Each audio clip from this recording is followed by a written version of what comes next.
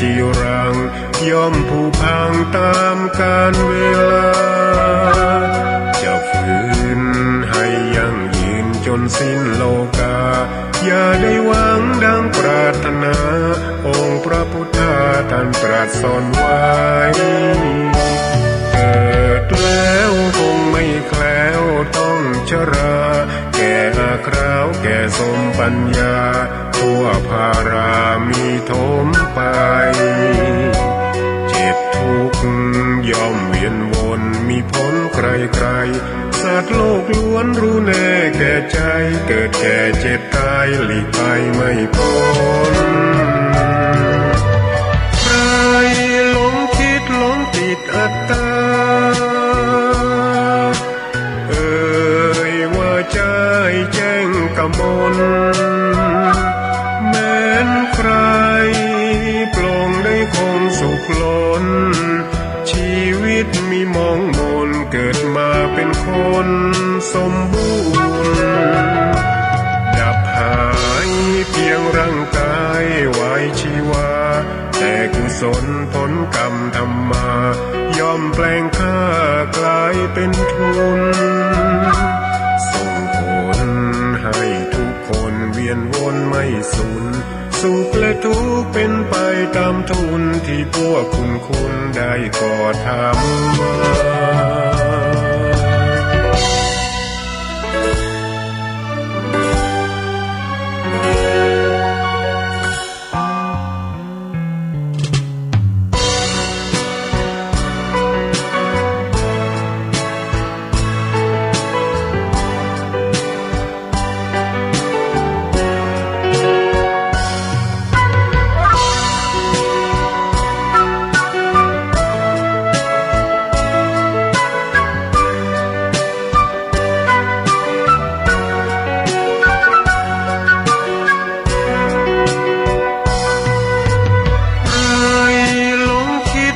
ปิดอัตตาว่าใจแจ้งกมลแม้นใครปลงได้คงสุขล้นชีวิตมีมองมนเกิดมาเป็นคนสมบูรณ์ดับหายเพียงร่างกายไว้ชีวาแต่กุศลผลกรรมทำมาย่อมแปลงค่ากลายเป็นทุนส่งผลให้ทุกคนเวียนวนไม่สูญสุขและทุกข์เป็นไปตามทุนที่พวกคุณได้ก่อทำมา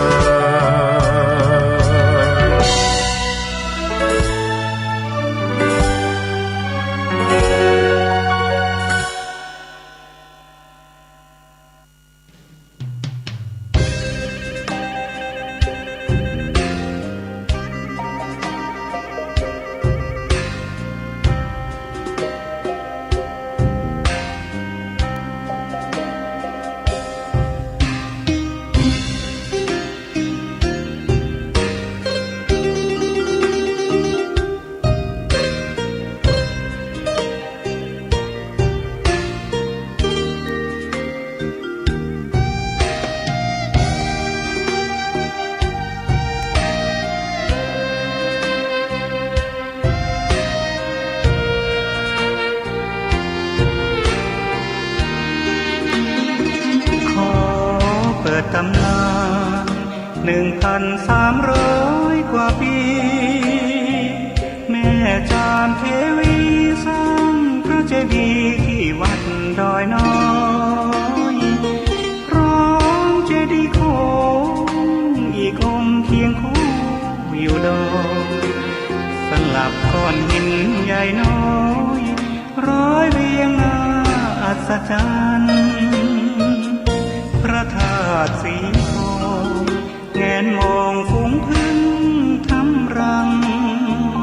ช่างมีมนต์ขลังพลังศักดิ์สิทธิ์บนนั้นกล่าวคำไหว้สากราบสักการะ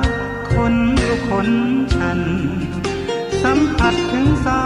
ยสัมพันธ์คงเป็นลูกหลานเคยร่วมสร้างบุญ ดดอยน้อยอยู่กลางยอดดอยโรยต่ออำเภอดอยเหล่าเขตติดต่อป่าสางลำพูนเดินทางปลอดภัยจากเชียงใหม่หรือสายลำพูนยินดีต้อนรับนักบุญมาร่วมสร้างทานบารมีตีสามตีสี่เปิดสถานีฟังตุลุงยองนักเทศเสียงทองชื่อเสียงดังก้องทั่วฟ้าธานีตัวจริงเสียงจริงวัดดอยน้อยแม่จามเทวีต้อนรับญาติโยมที่มีจิตศรัทธามาร่วมสร้างบุญ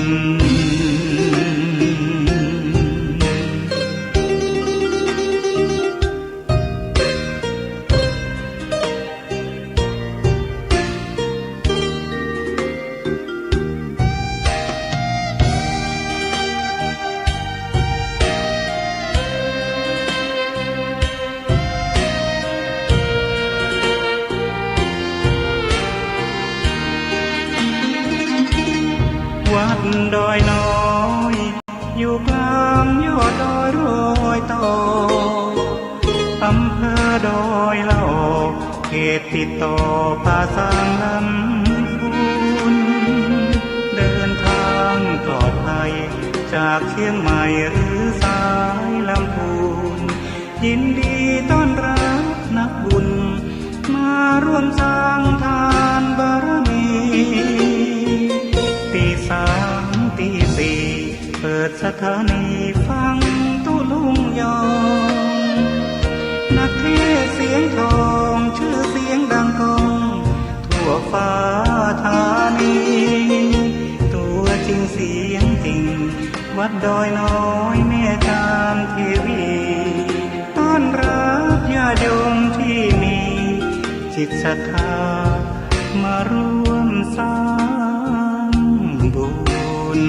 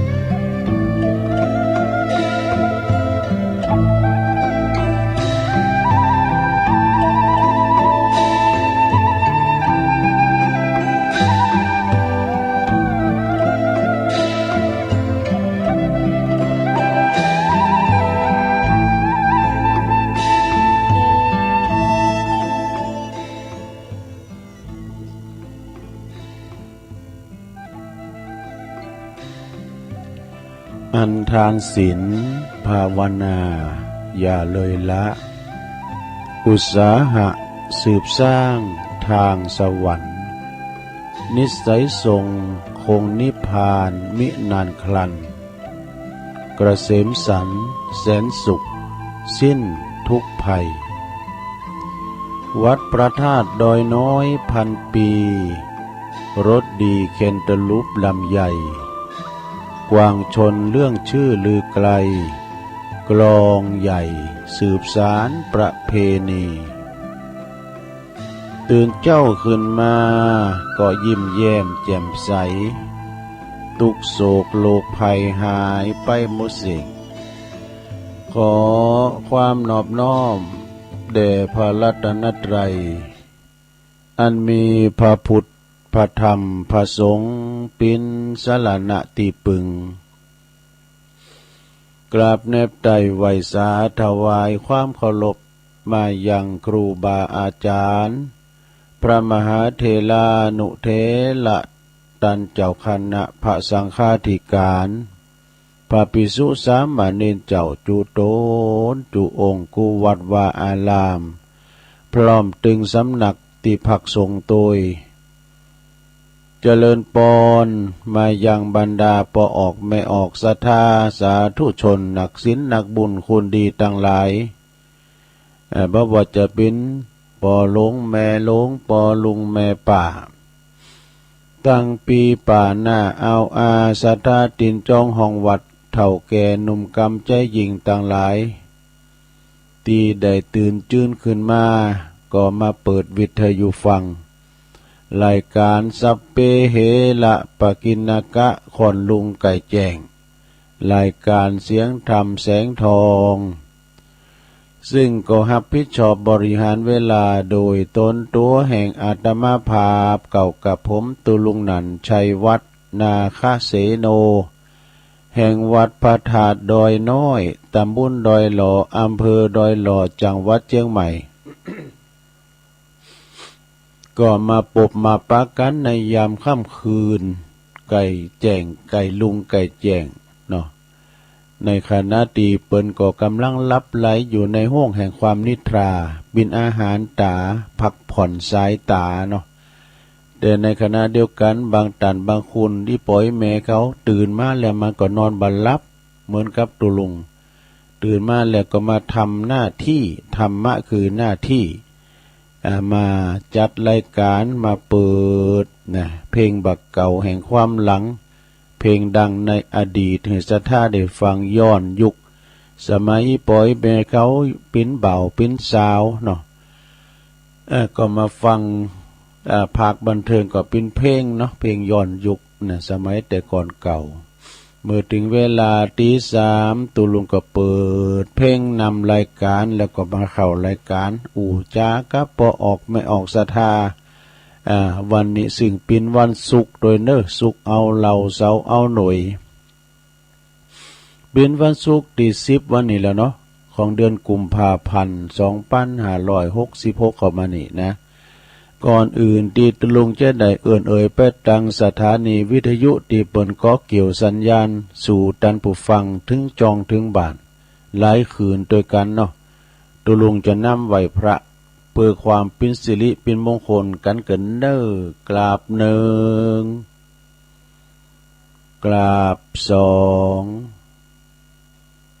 กราบสามอิมินาสกาเลนะพุทธังอภิปูชยามะอิมินาสกาเลนะธัมมังอภิปูชยามะอิมินาสกาเลนะสังฆังอภิปูชยามะอะระหังสัมมาสัมพุทโธภคะวาพุทธังภคะวันตังอภิวาเทมิสวากขาโตภะคะวะตาธัมโมธัมมังนัมมัสสามิสุปฏิปันโนภะคะวะโตสาวกสังโฆสังฆังนะมามินะโมตัสสะภะคะวะโตอะระหะโตสัมมาสัมพุทธัสสะนะโมตัสสะภะคะวะโตอะระหะโตสัมมาสัมพุทธัสสะนะโมตัสสะภะคะวะโตอะระหะโตสัมมาสัมพุทธัสสะอิติปิโสภะคะวะอะระหังสัมมา สัมพุทโธวิจาจาลานาสัมปันโนสุขโตโลกวิตูอนุตตโลปุริสตัมมัสสาลาทิสัทธาเทวมนุสสานังพุทโธภควติสวากขาโตภควตาธัมโมสันติทิโกอากาลิโกเอหิปัสสิโกโอปันนายิโกปัจจตังเวทิตาโปวินโยหิติสุปฏิปันโนภะคะวะโตสาวกสังโฆอุจจุปฏิปันโนภะคะวะโตสาวกสังโฆยายะปฏิปันโนภะคะวะโตสาวกสังโฆสามิจิปฏิปันโน ภะคะวะโตสาวกสังโฆญาติตังจัตตาลิปุริสยุคานิอัฏฐปุริสปุคละ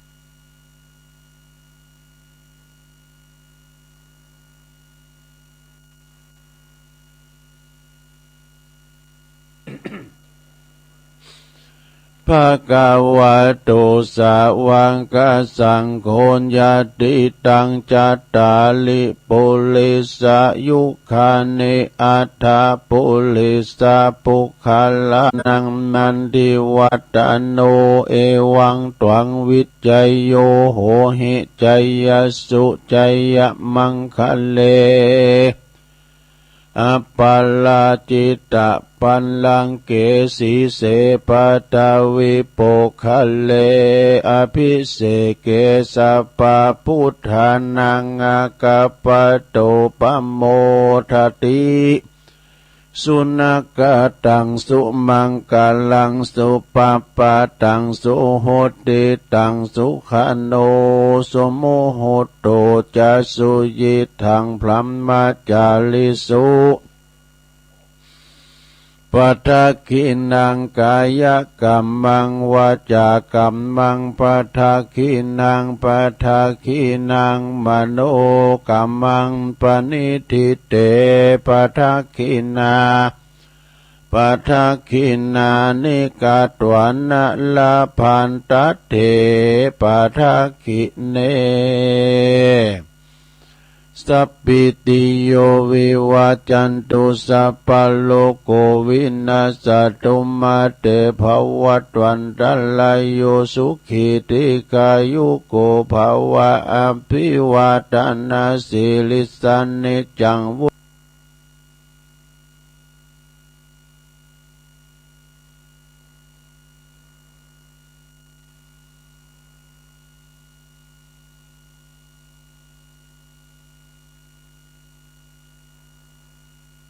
โยวิวัจจันตุสัพพะโลกวินาศตุมาเตภวัตวันตรายโยสุขิติกายุโกภวะอภิวาทนาสิลิสานิจังวุฒ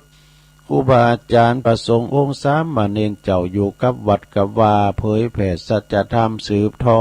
ดพระศาสนากันไปอยู่กินอยู่ต้านเป็นผู้นำในกันแต่กึดลำตำสั่งเป็นผู้นำตั้งจิตตั้งใจเป็นเนิ่นนาบุญศรัทธาได้มาสักการะปูชากราบไหวเนาะพอออกไม่ออกสาระก็ขอมีสุขภาพพลานามัยสมบูรณ์แข็งแรงเนออยู่เป็นลมโพลมใสของลูกของหลานส่งกำลังใจไปติปล่อยแม่ที่นอนติดต่างติดเต้งเดินเหินไปไหนมาได้ก็เอาวิทยุเป็นกูเป็นกีมนะลงเนอะอยู่กินไปตานไปเนาะลูกหลานตานเต่าก็ดีขับรถขับลาก็มีสติก่อนสตาร์ทเสมออย่าได้เลื่อนเล่อประมาทเด้อนะขอไปสู่จุดหมายปลายทางโดยสวัสดิภาพทั้งขาไปและขากลับเด้อเอาละตอนนี้ไปก็จะได้เอ่ยไปจังสถานีวิทยุเด้อ ที่เปิ้นมีบุญต่อโสตประสาทหูเฮาฟังกันถึงจ้องถึงบาทกันมีเปิ้นหมู่นี้ก็เกี่ยวสัญญาณไปเฮาก็ไม่ได้ฟังเนาะตุลุงก็อุ่มพดผิวตึกให้นอห้องสี่เหลี่ยมเนี่ยนะฉะนั้นวันนี้ต้องขอบคุณสถานีวิทยุในเครือข่ายที่เปิ้นรับสัญญาณรายการถ้ามาชงเวลาตี3ถึง5โมงเนาะขอบคุณสถานีวิทยุคลื่นพระพุทธศาสนาการศึกษาและวัฒนธรรมวัดไฟหินเนอร์ตำบลสุดเตบอำเภอเมืองเชียงใหม่ FM 104.50 เมกะเฮิรตซ์โดยเมตตาบารมีธรรมอาจารย์พระครูสมุวิสุวัฒน์วรกิจโจองค์ขลงในเมืองก็ฟังกันไปพินตีเรียบร้อยก็ต้องขออนุโมทนาเนาะขอบคุณสถานีวิทยุคณะสงฆ์อำเภอฝางตั้งอยู่ที่วัดพระบาทอุดมนำบ่อสาวาสำนักวิปัสสนานะอันนี้ก็โดยเมตตาบารมีธรรมพระหลวงพ่อท่านพระครูสุจิตานุรักษ์นะด็อกเตอร์เจ้าคณะอำเภอฝางเนาะขอบคุณตุบิเจริญโชติธรรมโมตุบิอมรเทพอุปสันโตFM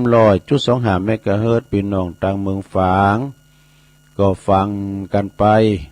นะฟังกันหนักกันหลายขอบคุณสถานีวิทยุนะแดนดินถิ่นล้านนาตั้งอยู่ที่บ้านโฮงโงเนอะตำบลนำบ่อหลงอำเภอสันป่าตองเนอะ FM 103.50 เมกะเฮิรตซ์โดยคุณรุจิสมบัติเงาคำขอบคุณสถานีวิทยุคลื่นธรรมะของชุมชนวัดห้วยตองซักนะตำบลคงเปาจอมตอง FM 98.75 เมกะเฮิรตซ์โดยหลวงพ่ออาจารย์ท่านพระครูวาปีวรมณิตท่านพระอาจารย์ชวาลิชัยวังโสองค์ทางซ้ายไต่ก็ฟังกันไปโซนไต่ ขอบคุณสถานีวิทยุมนต์เสียงธรรมจากอำเภอแม่แจ่มจังหวัดเชียงใหม่เนอวัดบุพาราม FM 106.25 เมกะเฮิรตซ์โดยเมตตาบารมีธรรมหลวงพ่อพระครูมงคลวิสิทธิ์หลวงพ่อเจ้าคณะอำเภอแม่แจ่มขอบคุณท่านปลัดอุทัยถึง2อุทัยตัวเนอแล้วก็ขอบคุณสถานีวิทยุเน็กเนลเรดิโอ FM 96.75 เมกะเฮิรตซ์ตั้งอยู่ที่บ้านโจงตำบลทุ่งกวาวห้างหุ้นส่วนจำกัดอนุสรณ์เรดิโออำเภอเมืองปานจังหวัดลำปางเนอะขอบคุณสถานีวิทยุชุมชนคนเหนือเขื่อนตั้งอยู่ที่บ้านดงดำอำเภอฮอดจังหวัดเชียงใหม่ FM 90.75 เมกะเฮิรตซ์เนอขอบคุณสถานีวิทยุเพื่อการศึกษาและพัฒนาอาชีพเรดิโอเน็ตเวิร์ก FM 103.00 เมกะเฮิรตซ์เนออำเภอเมืองจังหวัดลำปางคุณอนุพงษ์ตาจินะขอบคุณสถานีวิทยุเรดิโอเน็ตเวิร์ก FM 99.50 เมกะเฮิรตซ์เนอวิทยาลัยเทคโนโลยีเพื่อการจัดการกฟผแม่เมาะลำปางและก็น่านฟ้าเรดิโอคุณลุงนิรันดร์ปานนทอง FM 100.25 อันนี้จะลิงก์ปุ้น4โมงก่อน อันนี้เป็นลายนามลายจือเจ้าของแล้วก็จือสถานีเนอะที่ได้ประกาศไปก็ต้องขอบคุณเนอะเปิ้นก็เกี่ยวกล่องสัญญาณไปฟังกันถึงจองถึงบ้าน ได้ฟังกันไปบางคนนั้นก็ฟังกันแต่เพลงมาละบางคนก็รับ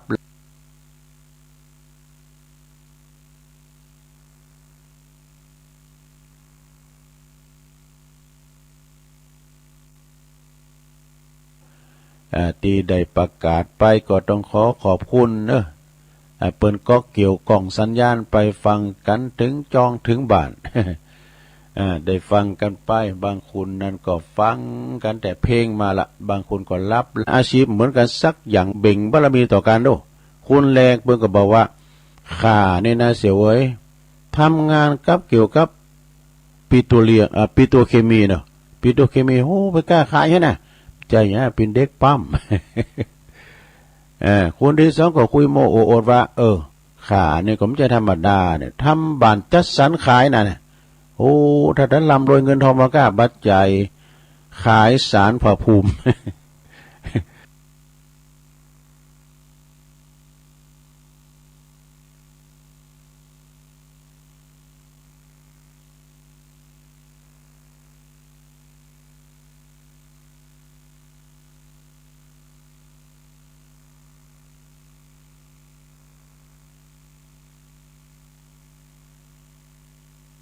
ปั้ม คนที่สองก็คุยโมโอโอดว่าขาเนี่ยผมจะธรรมดาเนี่ยทำบ้านจัดสรรขายนะเนี่ยโอ้ถ้าท่านลำรวยเงินทองมากล้าบัดใจขายสารพระภูมิ มากล้าใจขายแบ่งโกงเต็ก แบ่งที่เปิ้นเผาน่ะลงเนาะคนที่ห้าเปิ้นก่อนเรากันว่าแล้วตาขากำเด้อนะขาในกิจการประดับยนต์เนี่ยพุทโธเข้าทาด้วยเนาะประดับยนต์ติดแอร์ติดหยังรถยนต์ครับหยังจื้อน่ะปัจจัยข้าก็ไปอยู่ตามสี่แยกหาแยกขายพวกมันไรที่สี่แยกหาแยกคือกับรวนโชเฟอร์คนที่หกแล้วว่าไดคนที่หกก็ขานี่พุทโธกล้าแข่งกล้าแข่งไหนเนี่ยกล้าแข่งอยู่ต่างประเทศพุ่นเฮ้ยฮั่นอย่าไปกล้าแข่งต่างประเทศก็เต็มบ่น่าจะคือปินว่าไปถีบรถ3 ล้ออยู่เขมร อันไปกุญอย่างเนาะ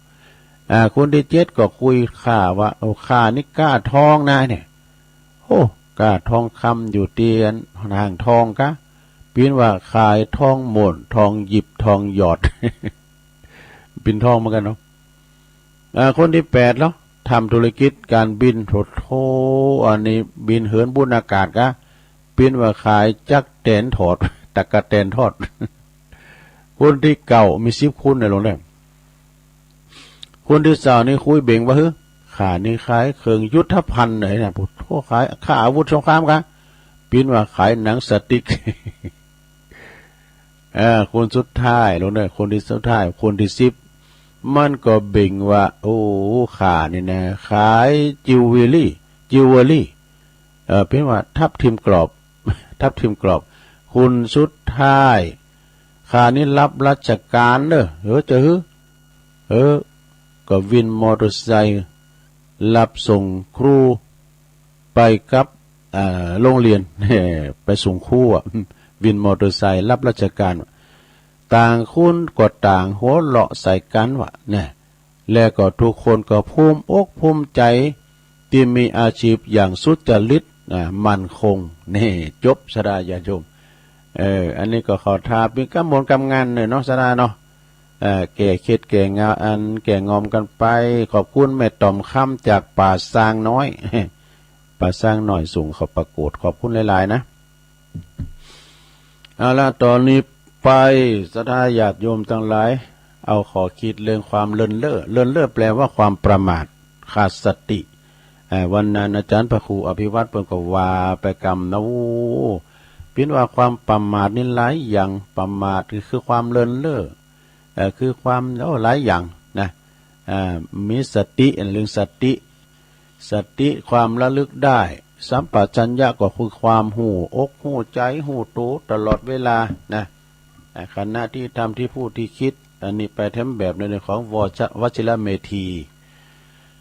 ความประมาทเป็นธรรมทั้งหลายในธรรมทั้งหลายประมาทในธรรมเนี่ยนะความไม่ประมาทในธรรมทั้งหลายนี่ความไม่ประมาทก็หมายถึงความที่มีสติติมเปลี่ยนไปอยู่เสมอนะในทุกเรื่องที่คิดทุกกิจที่ทำทุกคำที่พูดทุกอิริยาบถที่เคลื่อนไหวเนี่ยมีสติสัมปชัญญะตลอดเวลาในความหมายอย่างสามัญสำหรับคนทั่วไปความไม่ประมาทหมายถึงความที่ไม่เผลอเลอเนี่ยเผลอเลอความบ่ปล่อยปะละเลยความไม่เพิกเฉยนี่บ่ดูเบาก็คือไม่ทอดทุนละนะเอาใจใส่เสมอมีความสนจิตสนใจค ความตระหนักถึงคุณค่าของสิ่งใดสิ่งหนึ่งอย่างลึกซึ้งนี่จะได้แล้วก็ความไม่ประมาทเป็นหลักธรรมระดับหัวใจของพุทธศาสนาเด้อก่อนตีนพระพุทธเจ้าของเฮานี่จะเสด็จดับขันธปรินิพพานนี่พระพุทธองค์ก็เลยจึงทรงฝากพินัยกรรมเนี่ยฝากพินัยกรรมไว้กับให้แก่มวลมนุษยชาติ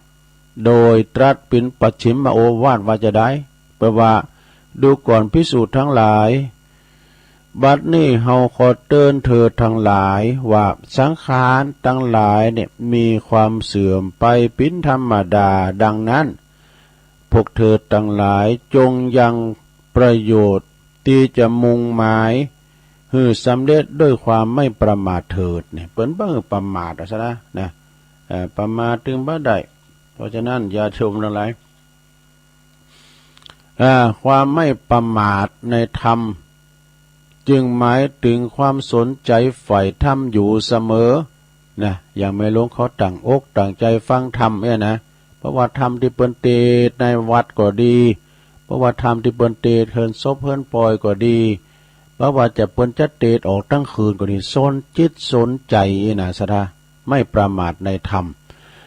ก็การปล่อยใจให้ตกเป็นถาดของอารมณ์ที่มายั่วยวนเล่าบัประมาทในการละทุจริตทางกายวาจาและก็ทางใจการตระหนักถึงคุณค่าของธรรมนะบดูเบาธรรมนะบัดทิ้งธรรมฮือกาฮือความสำคัญแก่ธรรม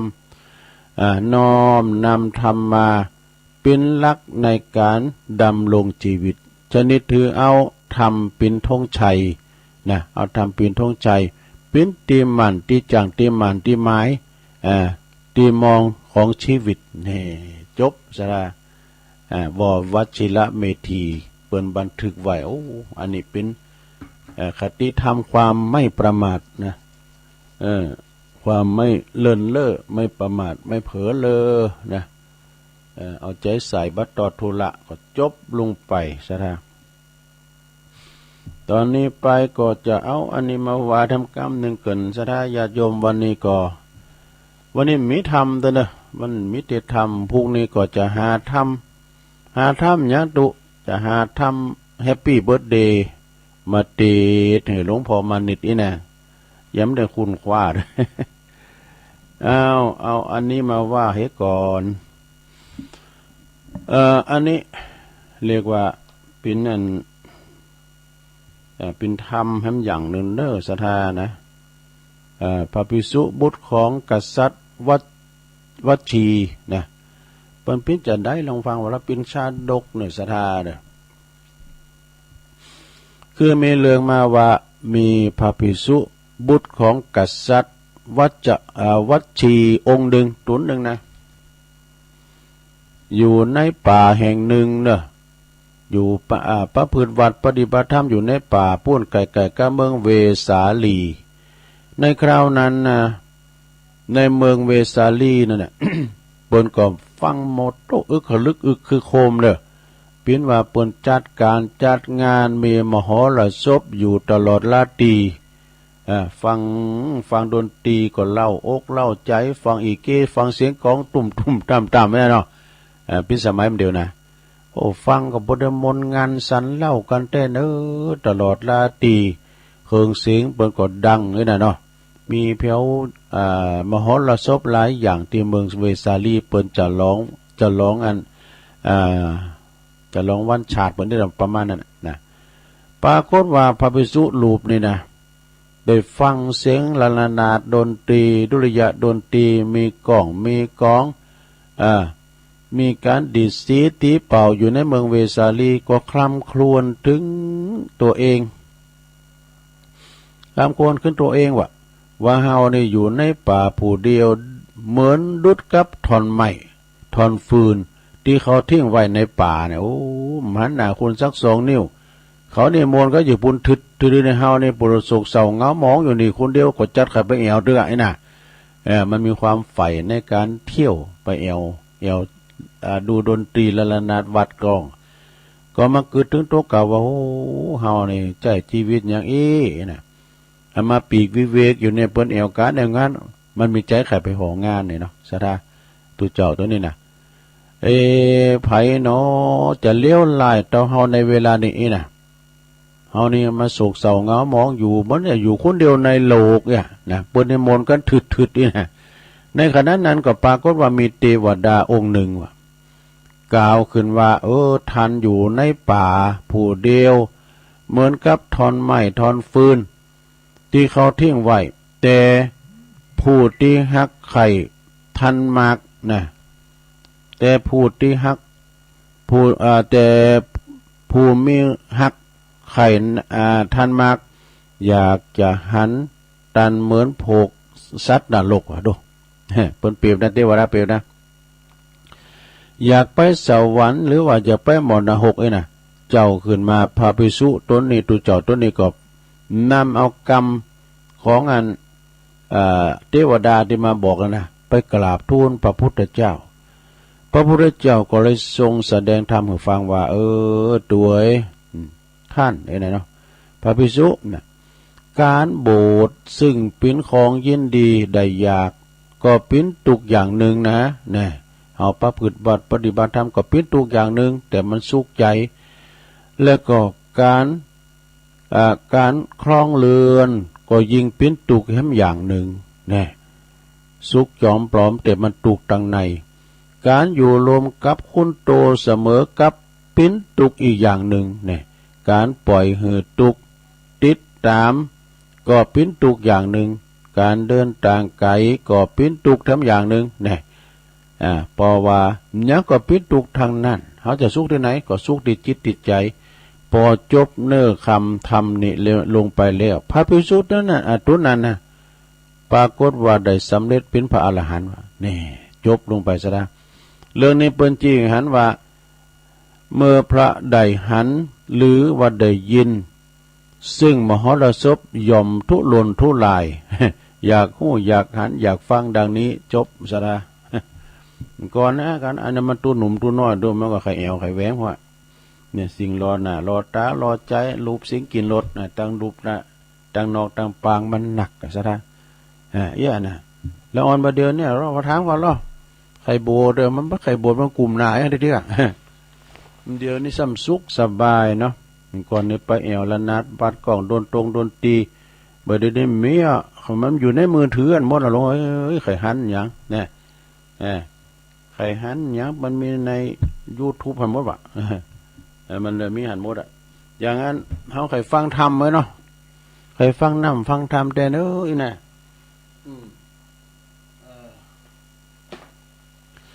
การไม่หลวงเขาเต้นสมัยแต่จางเนี่ยนะมีอันมือถือเดี๋ยวเป็นกดไล่กดเล่าที่เป็นปัดไปประมาณน่ะเขาไปหันจะฟังไผ่ได้หมดอ่ะสระจะพอมยังก็ได้จะฟังยังก็ได้หมดอ่ะในมือถือนะฉะนั้นก็มันเต้นยุคเต้นสมัยไปแล้วเนาะแต่ฟังเสียงสดก็ฟังเนี่ยอันนี้ฟังเสียงสดเนาะเอาอันนี้มาว่าทำกรรมหนึ่งเกินนะสดาญาโยมบุตรจะมีขอคิดเนอะแต่เราถ้าว่าชาดกนิทานก็มใจแค่หาเนาะตักกะชาดกเคยเราละกรรมนะเดี๋ยวลองฟังของกรรมเด้อเอาอันนี้มาว่าของพ่อครูเกาพ่อครูศรีนวลแก้วสุขอู่เลิงบุญนี่ก่อนนะลงเนาะมันจะอู่เลิงความไม่ประมาทไปละเอาอู่เลิงบุญนิดหน่อยหนึ่งบ่อุบุยบุญวิธีทำบุญเปิดสุขภาพใจแล้วก็สุขภาพสังคมเนี่ยคำว่าบุญเนี่ยนะสัทธาญาติโยมทั้งหลายเป็นความอิ่มเอิบใจความสบายใจความที่บาคัดของมองม่วมยังอยู่ไหนก็สบายอันนี้ก็คือว่าบุญนะบุญแปลว่าเครื่องชำระจิตใจให้สะอาดบริสุทธิ์สว่างสงบห่มเย็นสะดวกสบายทุกอย่าง ทุกด้านทุกกรณีเนอะบุญเนี่ยนะถ้าเฮาทำหยังใดทำหยังก็ตามถ้าช่วยลดความโลภความโกรธความหลงความหันแก่โตความทนีทีเหนียว อารมณ์ความเศร้าหมองลุ่งใดแล้วก็ทำให้จิตใจเฮาเอิบอิ่มแช่มชื่นเบิกบานยิ่งขึ้นและก็ให้ประโยชน์ต่อคนอื่นโดยตัวนะแล้วก็อย่างนี้เพิ่นเรียกว่าบุญเนอะสถานเป็นบุญเป็นกุศลนะจะทำหยังถ้าเฮาบ่มีเวลาที่จะเข้าวัดทำบุญเนี่ยเพิ่นว่ามี3อย่างเด้อ3อย่างเด้อเฮาได้เข้าวัดเข้าว่าเฮาก็ทำบุญได้ถ้าเฮายังมีเวลาหายใจนี่ยังมีลมหายใจพอลมหายใจนะแล้วก็อย่าหวังว่าจะบ่มีเวลาทำบุญเพราะว่าบุญนั้นเฮาทำได้ทุกเวลาแล้วก็ทุกสถานที่นี่ข้อที่1นะข้อที่2แค่หายใจหือเป็นเช่นหูจักใจลมหายใจสะดวกสะกดกันความโกรธความเครียดนะคลายความเครียดโดยการหายใจเข้าลึกๆหายใจเข้าลึกๆติ้มปอดได้ลงนะแล้วก็หายใจจ้าเข้าจ้าแปลว่าจ้าหลายครั้งอันนั้นก็เป็นบุญแล้วนะหายใจเข้าลึกๆผ่อนคลายความโกรธความโลภความโกรธความหลงเอาหายใจเป็นหมอกนะหายใจเข้าลึกๆนะก็เป็นบุญข้อที่3ถ้าทำแล้วสงบเย็นเป็นประโยชน์ขอให้มั่นใจได้ว่านั่นแหละคือบุญนั่นเองนี่จ้ะเนี่ยแล้วเปิ้นก็บอกว่าเฮาจะทำบุญได้ในรูปแบบต่างๆคือสละทรัพย์ทำบุญอย่างฉลาดเด้อนะแล้วก็ทำชีวิตให้โปร่งเบาจากกิเลสแล้วก็เกื้อกูลโดยแรงกำลังกายและฝึกจิตชำระใจให้ใสสะอาดบุญทำบุญได้10วิธีในพระพุทธศาสนาเรียกว่ากิริยาบุญกิริยาวัตถุ10นะเปิ้นว่าหยังพองเปิ้นว่าทำบุญได้10วิธีในพระพุทธศาสนาบุญในพระพุทธศาสนาทำได้นักมากมายหลายวิธีสรุปแล้วมี10คือการบริจาคเงินนะแล้วก็สิ่งของเรียกว่าทานามัยนะการสละความประพฤติที่บดีเรียกว่าศีลไมยมีศีลรักษาศีล5แล้วก็การฝึกจิตให้สงบจนเกิดปัญญาเรียกว่าภาวนาไมยนี่แล้วก็การสละแห่งช่วยเหลือนะขวนขวายสละและแห่งช่วยเหลือคนอื่นอยู่ในส่วนโลภนั่นเรียกว่าวิยาวัจจะไมยขวนขวายนะแล้วก็ความสุภาพอ่อนน้อมถ่อมตนเรียกว่าอัปปจายนะไมยนี่แล้วก็ความยินดีในการที่ว่าเปิ้นทำความดีของผู้อื่นเขาเรียกว่าสาธุนะเรียกว่าปัตตานุโมทนาไมยบุญสำเร็จด้วยการอนุโมทนาซึ่งส่วนบุญแล้วก็การเผื่อแผ่ความดีให้ผู้อื่นได้มีส่วนรวมหรือว่าได้รับส่วนบุญโดยการเรียกว่าปฏิทานะไมยนี่แล้วก็การฟังธรรมะการศึกษาข้อคิดที่ดีที่งามเรียกว่าธรรมสวนาไมยนี่แล้วก็การได้หือธรรมะและก็ข้อคิดที่ดีที่งามผู้อื่นเรียกว่าธรรมเทศนาไมยนี่อย่างแม่ตอมมันป่าสร้างหน่อยที่เอามาเล่าเจ้านะอันนั้นก็ได้บุญแล้วถ้าเป็นวิทยาทานเนาะ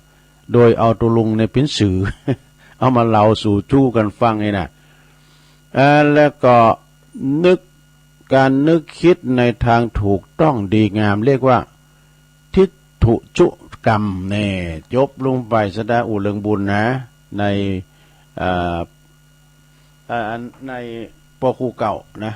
อาจารย์ศรีนวลประครูอาจารย์ศรีนวลแก้วสุขนะจากนำดิบน้อยเปิดอู่เริงบุญคืมหยังบุญก็ได้แก่ได้เกิดบุญเกิดได้ทุกลมหายใจเนี่ย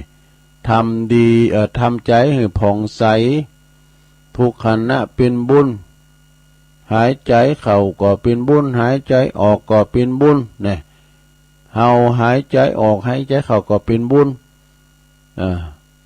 อย่างเปิ้นว่าอย่างก็วันนี้ก็มีบุญทำวันหนึ่งที่มีลมหายใจอยู่แม่ครูทองคำที่วงคำเปิ้นจังเขียนนะวันนี้ก็มีบุญทำวันหนึ่งนะที่ยังมีลมหายใจอยู่ ก็เป็นบุญทำอย่างหนึ่งนะสดาญาติโยมทั้งหลายตอนนี้ไปเอาอันนี้มาวาทำกรรมก่อนสดาญาติโยมทั้งหลายนะเวลาตุลุงก็มีหลายนะเวลาก็มีนักอันนี้มันเป็นสางของอาจารย์นิพนธ์เป็นก็ส่งหนังสือมาให้ตุลุงเวลาแก้ขัดนะตุลุงถ้ากรรมมันตึกก็เอานี้มาว่า ก็ว่ากันไปสดาแต่ก็มีทำอยู่แล้วเดี๋ยวมีตัวช่วยเรียกว่าเดี๋ยวจะเล่าอันนี้ฟังก่อนเนาะสดาเนาะเล่าเรื่องหยังเพิ่นว่าละอ่อนก็ดีคุณใหญ่ก็ดีนะหรือว่าปอแม่เฮาเนี่ย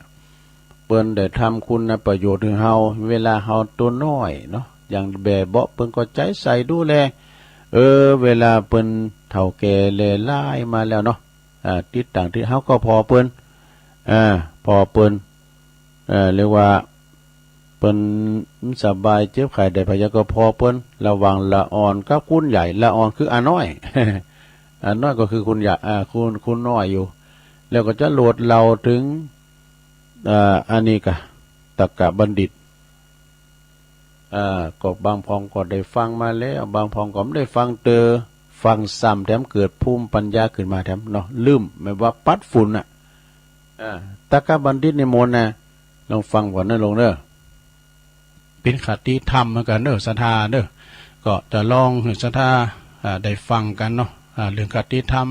ละอ่อนกับคนใหญ่นะพี่จะได้เอาละเนาะตอนนี้ตะวาเรื่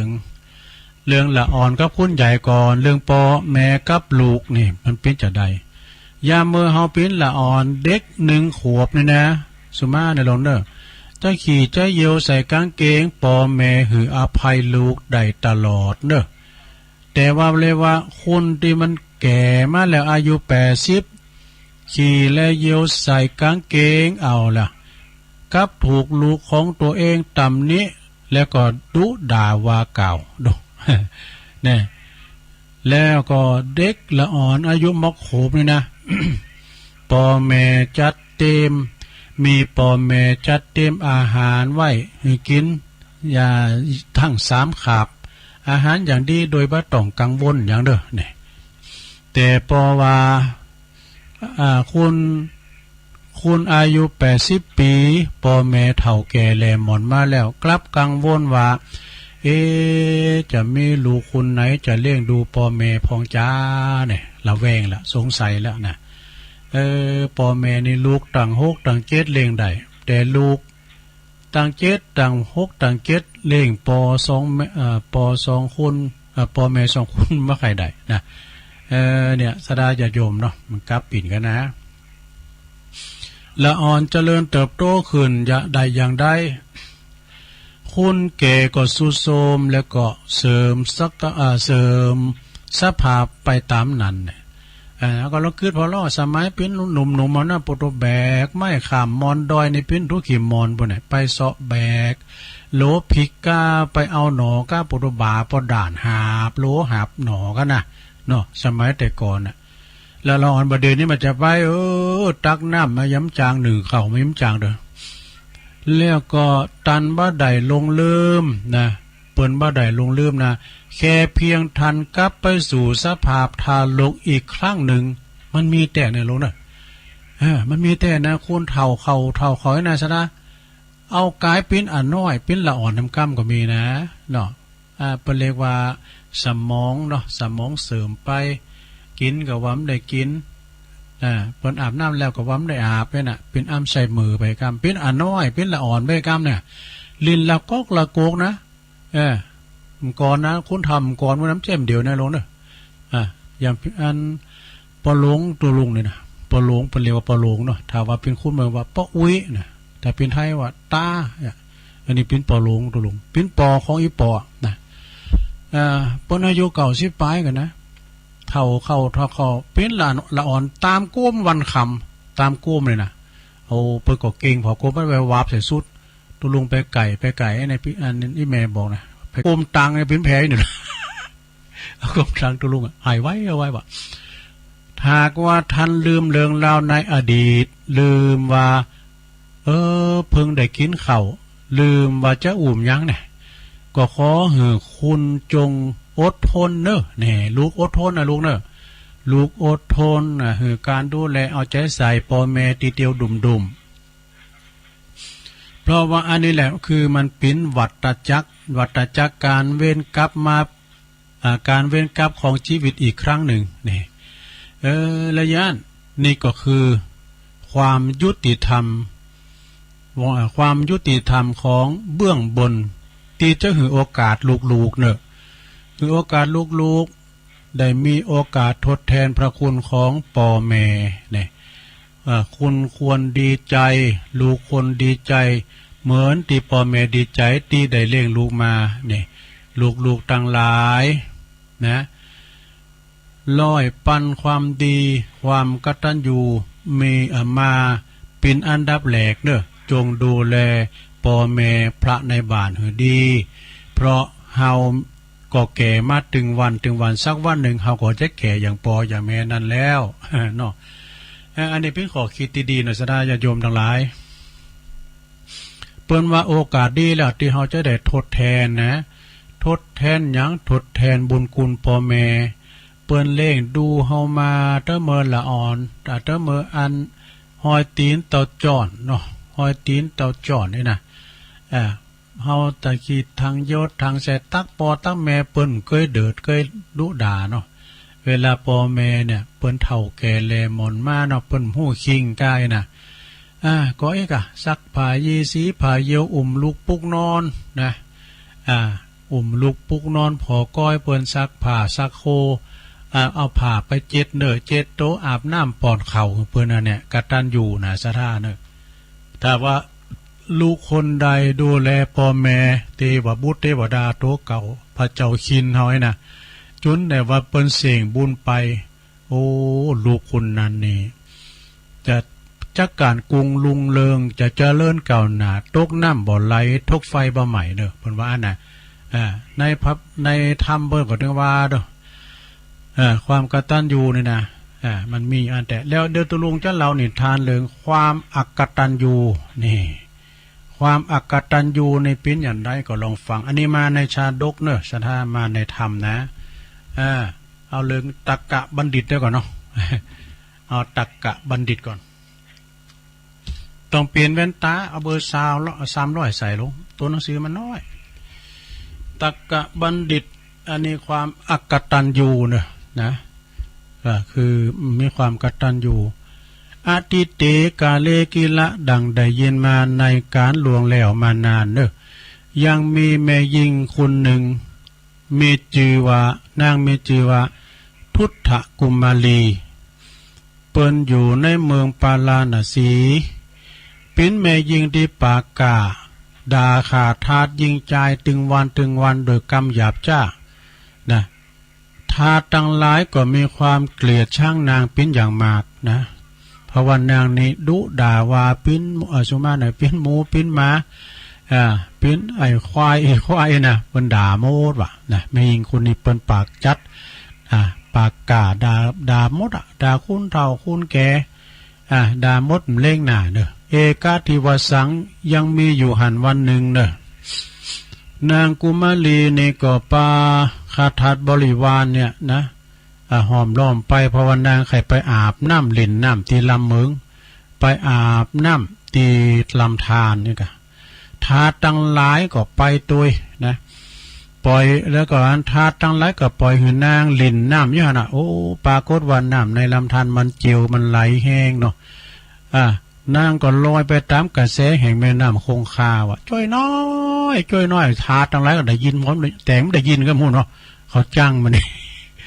จ้อยน้อยจ้อยน้อยอีหมูนี่ไปไหนหมดเขาก็ทัดได้ยินอยู่เขาก็ทัดแต่ไม่ได้ยินก็หมู่เนาะขาดทาเขาจ้างมันเนาะนางก็ร้องไห้โศกเศร้าโศกาว่ะลอยตุ๊บป่องไปตามลำธารอันเจียวกรากแต่ก่อนมันจะจุ๋มจะตายมันก่อนนะนางลอยไปก็ไปติดอยู่ที่หน้าศาลาของพระฤาษีนี่พระฤาษีก็บำเพ็ญศีลภาวนาอยู่ที่นั่นทัศมิงกาเลในกาละนั้นพระโพธิสัตว์เจ้าโอ้อันนี้พระโพธิสัตว์เจ้าเป็นมาเสวยพระชาติเป็นพระฤาษีเนอะมาบวชเป็นพระฤาษีเป็นฤาษีต่างอาสลมอยู่ที่หิมฝั่งแม่น้ำคงคาหันวันนางกุมารีลอยน้ำมาก็มีความกรุณาสงสารอินดูยกนางขึ้นมาจากบุญมาอยู่บุญบกนะแล้วก็ไต่ถามนางเนาะดูก่อนนางหญิงนางก็เลยแจ้งความเนาะแจ้งความคือว่าเราความจริงตั้งแต่ต้นจนถึงสุดปลายนะแล้วนางก็ขออาศัยไปอยู่ที่หันตัววะนั่นไปอยู่ที่พระฤาษีตัววะขั้นว่าอยู่นานไปอยู่นานไป อยู่นั้นไปนางหญิงพวกนี้นี่เป็นคุณที่ว่าแพทย์สายาหน่อยนะเป็นคุณที่ว่ามีกลอุบายต่างๆนางก็ไปรอลวงเยาะหยอกนะทำมายาพระฤาษีวะพระฤาษีออกมาซิกไม่ได้มาเป็นสามีเฮียไปยุยงเบิ้นต่างๆโอ้อันนี้ก็ขอแทรกหน่อยเด้อมีตัวเจ้าตุนหนึ่ง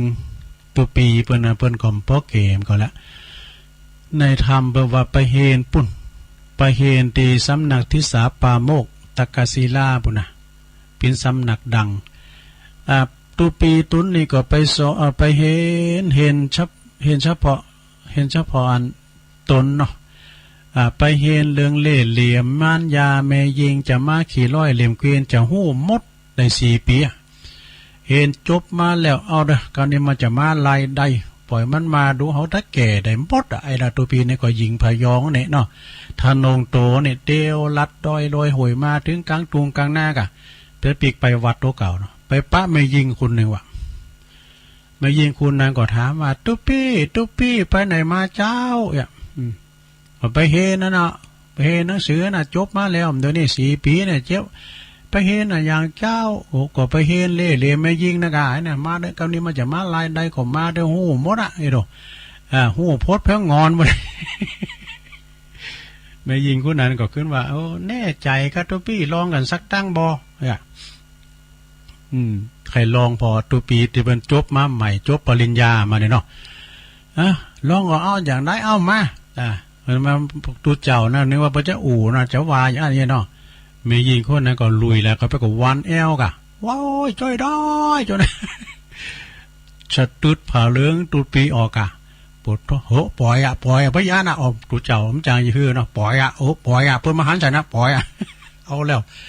ปวดจ้อยน้อยจ้าไหนเนี่ยก็ห้องเดียวปวดโตเจ้าบ้านได้ยินกะกำผ้ากำมวยแลนกันมากะโหได้ยื้อดีนะตัวเจ้านั่นก็กังเนาะไม่ยิงคนนั้นก็ตุ๊ปี้ก็โดดลงน้ำบ่อเพิ่งกาแต่นอนโดดน้ำบ่อจุ้มเอาวะก็เดี๋ยวคุณเป็นกำผ้ากำมวยกำอย่างมาเนี่ยใหญ่ล่ามึงห้องใหญ่ล่าเนี่ยตัวเจ้าตกน้ำบ่อตัวเจ้าตกน้ำบ่อปวดตัวจวยก็นั่นตัวเจ้าคืนน้ำบ่อมาปวดตัวหิมดีพระเอกตายตอนจบนะมาถึง4 ปีมาการไม่ยิงให้แค่แล้วเนี่ยถึงไหนแล้วขั้นอยู่มานานเข่าเน้อนางก็ใจทำกลมายาต่างๆหือพระฤาษีซึกออกมาเป็นสามีแม่สามีพระฤาษีก็ซึกออกมาแต่จึงปานางไปอยู่ที่เมืองปาราณสีไปกล้าขายลำใหญ่ประใจไปกล้าขายเลี้ยงชีวิตต่อมาเนี่ยจนว่าคุณต่างหลาย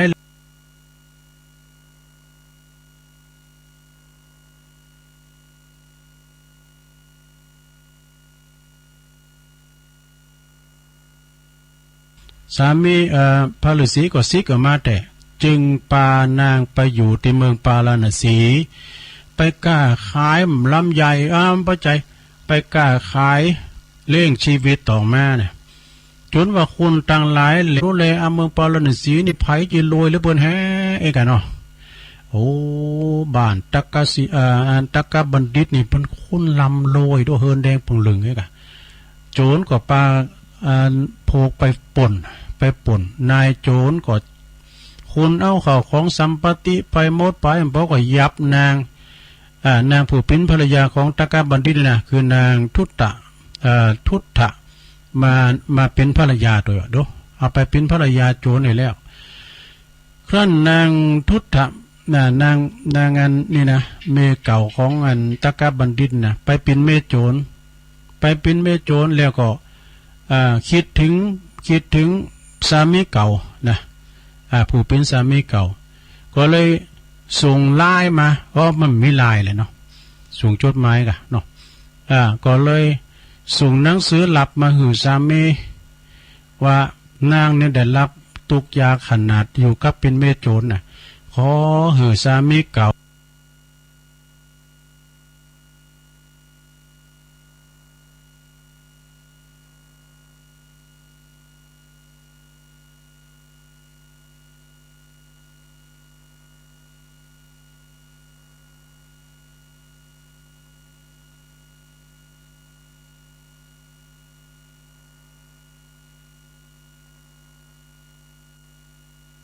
ส่งไลน์มาเพราะมันมีไลน์เลยเนาะส่งจดหมายกันเนาะก็เลยส่งหนังสือหลับมาหือสามีว่านางเนี่ยได้รับตุกยาขนาดอยู่กับเป็นเมโจรน่ะขอหือสามีเก่านั้น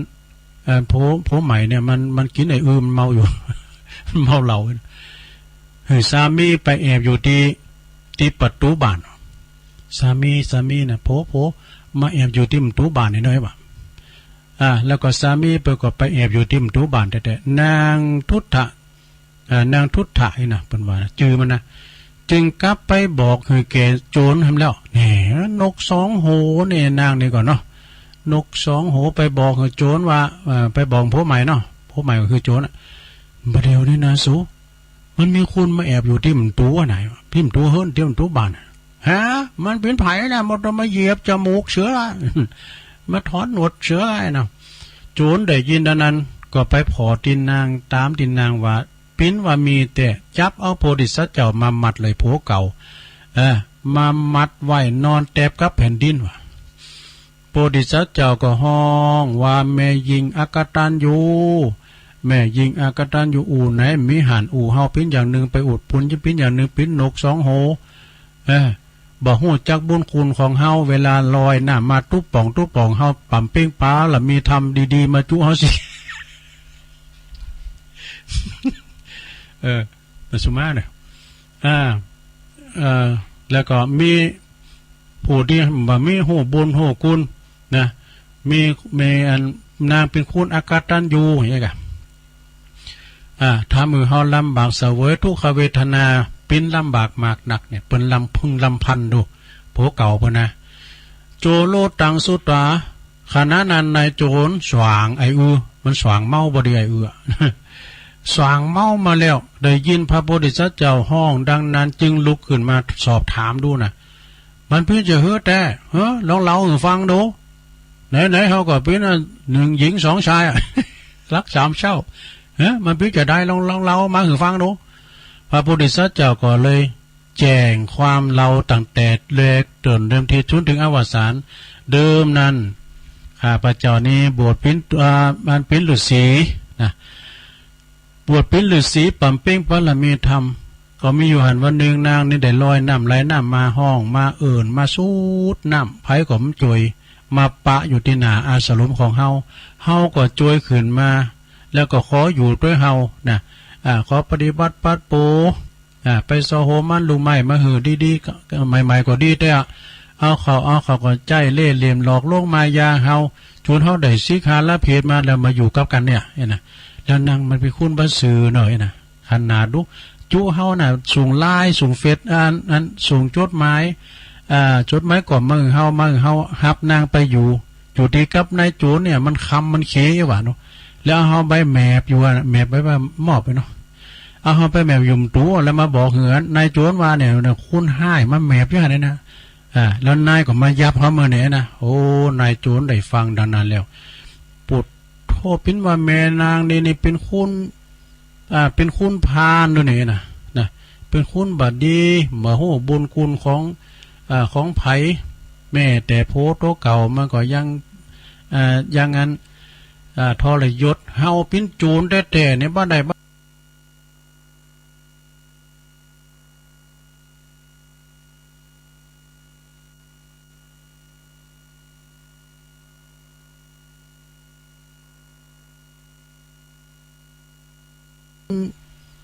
เป็นคุณพานด้วยนี่นะ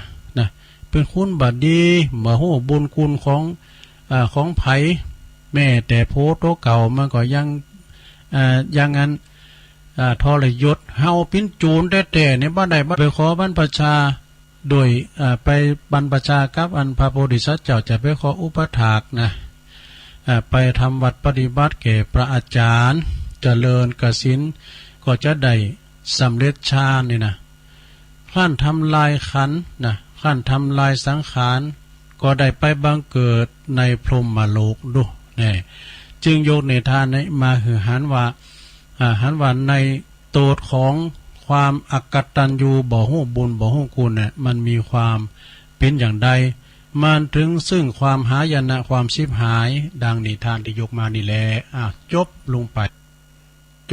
ไปศรัทธาญาติโยมทั้งหลาย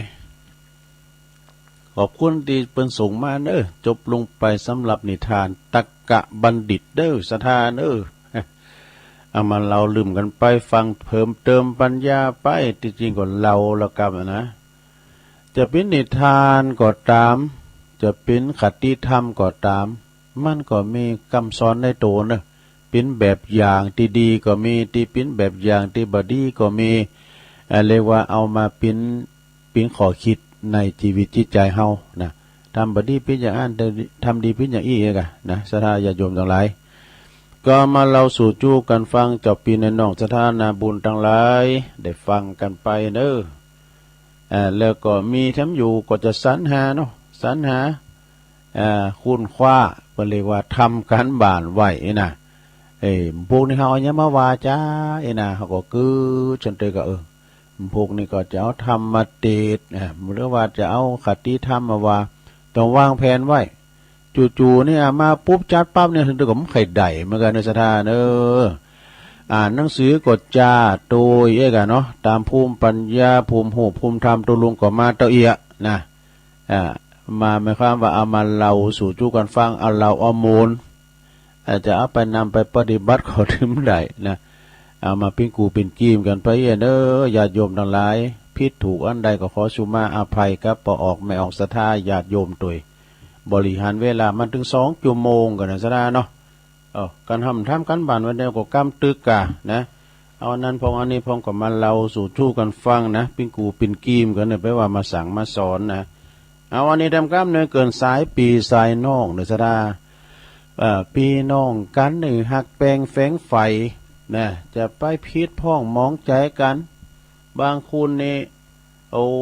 พิษพ้องมองใจกันเกี่ยวกับมรดกตกทอดทิ่มที่ขึ้นโลงขึ้นศาลกันนะฟ้องร้องก็กันลูกนะเอาน้ำจิตน้ำใจปีน้องไว้ก่อนเกิดออกมาการออกมาตองเดียวกันนะจะไปพิษพ้องมองใจกันอยู่กันอย่างปีอย่างน้องเวลาปินตายก็จะปินยิ่งกว่าได้ปีได้น้องนั้นแล้วนะเฮาพี่น้องกันนั้นฮักกันเอาไว้อย่าได้ตัดก้อมสินเปียงกันพี่ว่าแล้วน้องจักไปเถียงตัดก้อมสินเปียงได้อย่างพ่องเจ้าเกิดแล้วก็ตายบ่เมินก็เท่าหนีความตายไปบ่พ้นอย่ากระทำกรรมเฮือมันล้ำล้นกรรมมันจังไส้ตันเฮาพี่น้องอย่าถือเฮาเขาจักปาเอาเฮาหมางใจเป่าจ้อย พี่น้องเฮานั้นอยู่กันเป็นถ้อยบ่มีมนทินขุนจำพี่น้องพิษกันเหมือนมีดฟันน้ำฟันแล้วก็อั้นหายลอย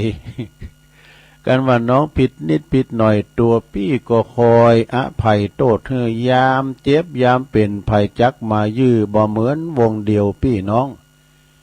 คนอื่นคนไก่เข้ามานั่งสองเมตาพออันดูได้บ่เหมือนพี่น้องช่วยกันลวงลายยามบ่สบายช่วยกันพอเฝ้าพ่องปันแผ่วเงินพ่องปันแผ่วเข้าช่วยกันยุกยาพอไปพี่น้องใกล้กันเฮาหวังไข้ใจยามเจ็บป่วยไข้หิวแรงยามอยู่จุ่มเนื้อจักไปปากแข็งยากรรมรุนแรงเล่าเหนือเล่าไตมัวเมาพิษกันแล้วเฮาจักได้อันยังคืนมาแล้วไทย อันนี้มาแทรกให้หน่อยลงเนาะความสามัคคีระหว่างปีน้องเอาละอันนี้เป็นนิทานชาดกความสำเร็จของพี่น้องเนี่ยอุจจังกะชาดกนะณเชตวันวิหารพระพุทธเจ้าเปิ้นหันหญิงชนบทผู้หนึ่งตีมีปีจายนะมีปีจายสามีแล้วก็บุตรพ้นจากการถูกลงอาญาพระองค์จึงตรัสชาดกเลยนี่ให้ฟังความว่าในอดีตเนี่ย ในอดีตนะพระเจ้าพรหมทัตนี่เป็นพระราชาครองเมืองปาราณสีครั้งนั้นนี่เพราะว่ามีโจรป่นมีโจรป่นแล้วก็สั่งให้ทหารไปออกไปปราบปรามโจรเดี๋ยวจับโจรมานะจับโจรเหล่านั้นมาแต่ถ้าว่ามันจับผิดมันใจโจรตัวจริง บัจใจโจรตัวจริงพี่ว่าจับใจไปจับปัจจัย3 คูณว่ะตีไปทำให้เปิ้นไปเยให้แต่นี่ไปยับเปิ้นมาไอ้น่ะเปิ้นไปเยให้พริกแต่นี่ไปยับเปิ้นมาแล้วก็หญิงสาวผู้หนึ่งหญิงสาวผู้นี้ เปิ้นเป็นผู้มีปัญญาแม่หญิงผู้นี้เปิ้นผู้มีปัญญาเนี่ยได้เป็นคู่ในครอบครัวเดียวกันตึงใจทั้ง3นั่นแหละนะนางนี่ก็จะเป็นนางร้องไห้ขอเครื่องปกปิดร่างกายอยู่ในประตูเมืองน่ะนะอยู่ที่หน้าประตูเมืองน่ะขอเครื่องปิดร่างกายหน่อยเด้อนะพระราชาทราบความแล้วก่อนนำเสื้อผ้าไปให้นางว่านางก็ปฏิเสธใจอันนี้ใจนางก็บอกว่าบ่ต้องการคือบอกต้องการสามีที่เป็นเครื่องปกปิดร่างกายว่ะผู้คนต่างหลายก็บ่เข้าใจก็นำความนี่ไปแล้วก็นำเอานางนี่ไปเฝ้าพระเจ้าพรหมทัตสอบถามนางจึงหู้ว่าจับใจซึ่ง3 คูณมันเป็นว่ายับคุณพิษว่ะนะมันจะโจรตัวแต่ครั้นแล้วพระเจ้าพรหมทัตจึงคือนางเลิกเอาก็นางเลิกเอาจอยเหลือไผจะจอยเหลือไผระหว่างลูกระหว่างโผหรือว่าสามีแล้วก็ระหว่างปีจายวะนางก็จึงตอบพระราชาว่า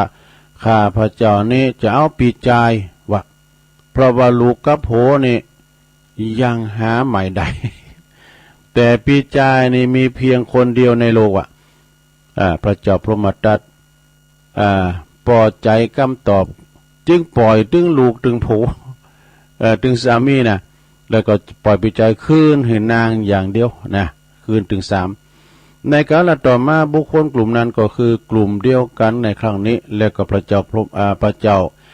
เมืองปาราณสีนั่นก็คือองค์พระตถาคตเลินนี่เปิ้นจริงหันว่า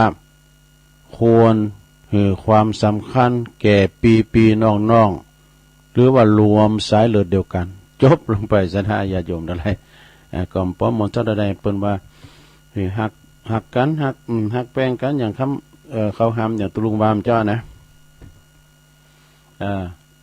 ปีน้องพิษกันเหมือนมีดฟันน้ำฟันแล้วกว่าหายลอยเขาฟันน้ำนี่มันจะขาดด้วยซะนะสุขิเหล่ามาเซียวนี่ก็บอกขาดจะได้โตเอาน้ำแข็งมือมาแล้วจะปั้นหรือเปล่าก็ถูกมันว่าเหมือนกันนะอันนี้เป็นราตรี พุทธิธรรมคนเดิมเปิ้นบอกว่าราตรีจันทร์อันนี้จะวันจันทร์ผ่านมาแล้วนะคุณเกิดวันจันทร์เลยเนี่ยราตรีจันทร์ผ่านใจ ให้บันเจิดนะสุขประเสริฐเลิศสวยด้วยสร้างสรรค์กรอนประดับมอบประกายให้แก่กันคืนวันจันทร์ผ่านวจีมีน้ำใจเนี่ยสีเหลืองรุ่งประดุงรักสมัครสมานเสริมประสานส่งราศีทวีใสพรนำพามารำพันอันอำไพแสนห่วงใยให้สัญญามายืนยันนอนไม่หลับกลับตื่นในคืนนี้ยามราตรีเต็มตื่นกับคืนฝัน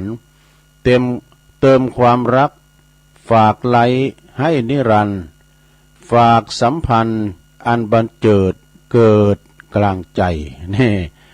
อันนี้เอามาเล่าขันได้เนาะอันนี้เอาแต่ละอันนี้เอาแต่ละ เอาแต่จะได้โอ้ยศรัทธาญาติโยมอะไรได้เปิ้นเขียนมาเนี่ยดูไปเขียนว่าหยังอันนี้เปิ้นว่ายิ้มรับวันใหม่ด้วยใจที่เบิกบานสดใสนะตื่นจิตขึ้นมาอย่างตุลงว่าตื่นเจ้าขึ้นมายิ้มแย้มแจ่มใสนะมีสิ่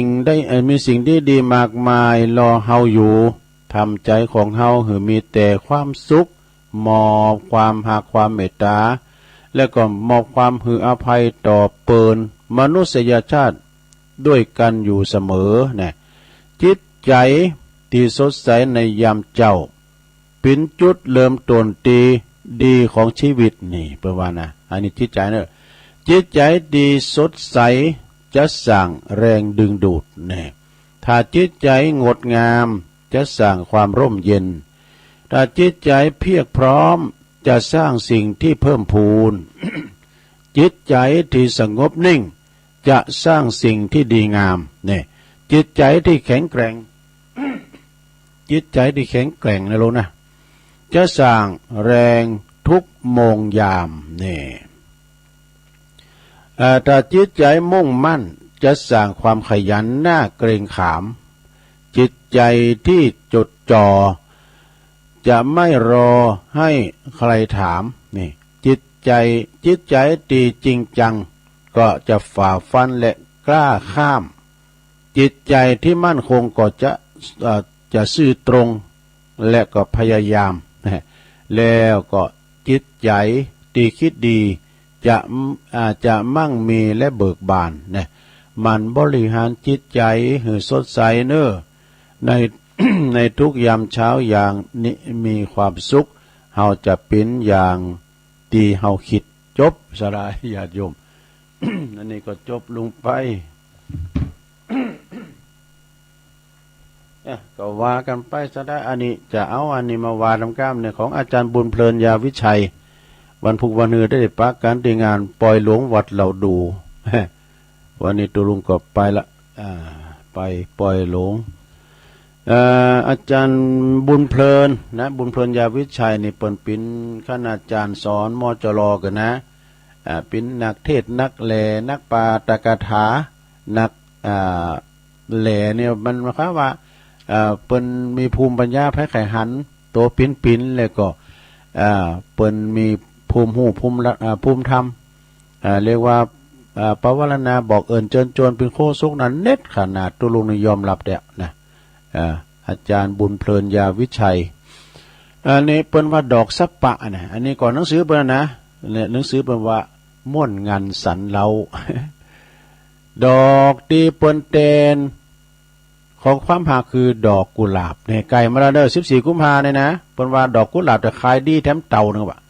ราคาจะเพิ่มอีก1เท่าสมมติว่าจอ1 10หายเนาะลูกเนาะมันจะเป็น30กันเด้อเนี่ยเพราะเขาเอาหือกันมอบดอกไม้หือกันในวันวาเลนไทน์วันแห่งความหักว่ะเนี่ยดอกกุหลาบเด้อแล้วก็ดอกที่ไหว้กราบไหว้กราบนั่นก็คือดอกบัว ดอกบัวดอกเข็มดอกเข็มนี่เปิ้นไหว้คู่กันฮะเนาะดอกมะลินี่ไหว้พ่อไหว้แม่ครับจ้ะดูลุงก็ลืมมาแล้วนะแล้วก็ดอกที่กลิ่นเหม็นๆคือดอกคำพูดจู้เนี่ยไม่รู้ลองว่าดอกคำพูดจู้นี่แล้วมันต้องจูนปากอะไรลองว่าบ่ล่ะดอกคำพูดจู้แล้วมันต้องจูนปากนะ มันต้องบืนปาก แล้วก็ดอกที่เน็บอยู่หูน่ะคือดอกจุ้มปีจุ้มปลาจุ้มปีเนี่ยดอกที่หอมหอมมีกลิ่นดีนั่นก็คือดอกมะลิพวงดอกมะลิพวงนี่ก็เปิ้นเอาแป้งห้อยเป็นพวงมาลัยเนี่ยบุตรตามยา3 แยก 4 แยกเนี่ยเปิ้นเอามาขายกันเป็นพวงมาลัยเอามาห้อยเตียนรสหอมซะนะหอมเด้อดอกสีมงคลก็คือดอกอัญชันดอกอัญชันนี่จะธรรมดานะเอาดอกมากับหน้าพีก็เอากับดิบเนี่ยหลงมันต้องโลก็ได้นะล้ำเด้อดอกมันสีอัญชันน่ะสีโมงกันเนาะดอกสีโมงนะเอามาโลกับหน้าพีกันเหมาะดอกที่เป็นไปพอกันเนี่ยคือดอกบัวตอง ทุ่งบัวตองซะได้เอ้ยตุลุงก็เคยปะเคยหันก็อาจารย์พระครูกัลยาณปราโมทเนาะไปรถเปิดเลยกับเปิ้นโจไปก็ไปพอเป็นว่าบ่ได้ลุงรถลุงก็เปิ้นไม่ห้องสอนบ่เนี่ยทุ่งบัวตองน่ะนะเยี่ยมลุงรถโตก็มันมีที่จอดรถเลยไปก็วายปีกมาก็ปีกไปเลยคุณนี่อย่างป้อยหลงลุงโอ้ยคุณแต่คุณว่าไปหมดไปงานเนี่ยมันก็เป็นคุณบ้านเนี่ยบ่น่ะเป็นตู่เป็นเจ้าอย่างรู้เขาไปศูนย์ไปเปิงเป็นหนุ่มเป็นสาวทั้งหมดแหละคุณเฒ่าก็มีเนี่ยเขาไปพอไปกอยกันน่ะหนักหลายเนอะหลวงเนอะต่อไป ตัวลุงจะประกาศข่าวสารงานบุญสักเล็กหน่อยนะหลวงเนอะอันนี้ก็ประกาศเฉพาะเดือนกุมภานี้ก่อนเนาะผูกไปประกาศล่มยอดพิธีงานปล่อยหลวงนี่ก็จะมีเนี่ยวัดกอมงก็ดีแล้วก็วัดน้องเงิกจะได้ไปหอมปล่อยก็ปลงโรย มูลชีพก็นะอาจารย์สุรพลโพธาเจริญปล่อยหลวงมันจะมีหลายตีเนอะอันนี้หมายความว่า6 7 8กุมภานี่ก็ปล่อยหลวงวัดศาลาตำบลแล้วพระราชการเนี่ยตุนี่สรองศาลาวัดหลังถ้ำ14 กุมภาก่อนก็มีงานทรงน้ำพระธาตุที่วัดทาศพเศร้าในอำเภอแม่ทาเนอะในเมตตาบารมีธรรมอาจารย์พระครูวีรกิจสถาพรเจ้าคณะตำบลแล้วก็ปนันปั้นฝากประกาศมานะ14 กุมภาเนี่ยไปลืมเนี่ยปนันเนี่ยเกมดอกวาเลนไทน์ดอกหยังดอกมะลิ18 19 กุมภานะก็งานปล่อยหลวงเสนาสนะแล้วก็ศาลานะวัดศาลาตำบลน้ำแพร่อำเภอหางดงนะในเมตตาบารมีธรรมอาจารย์ท่านหลวงพ่อพระครูโชติสุวรรณสอน18 19เนอะตีปล่อยหลวงศาลาพร้อมเสนาสนะไปในวัดศาลาพออีกเกตด้วยมีหลายอย่างแล้วก็13 ถึง 18กุมภาพันธ์นี่ก็งานออกเป็นพระราชทานเพลิงศพพระครูสุมนประสิทธิ์อดีตเจ้าวัดมหาวนาพิมุกนะแม่จ้องแล้วก็อดีตเป็นรองเจ้าคณะอำเภอดอยสะเก็ดกันนะศรัทธาเนาะหลวงพ่อวัดพระธาตุดอยน้อยก็จะไปวันที่11 12 13กุมภาพันธ์ก็งานปล่อยหลวงวันนี้แต่ไปแล้วเนี่ยเราดูนะวันนี้เปิ้นก็จะเริ่มเป็นห่างหน่อยกันละเปิ้นหอมโคกันละและวันพุกนี่เปิ้นจะตานลงอุโบสถหลังใหม่พร้อมเสนาสนะแล้วก็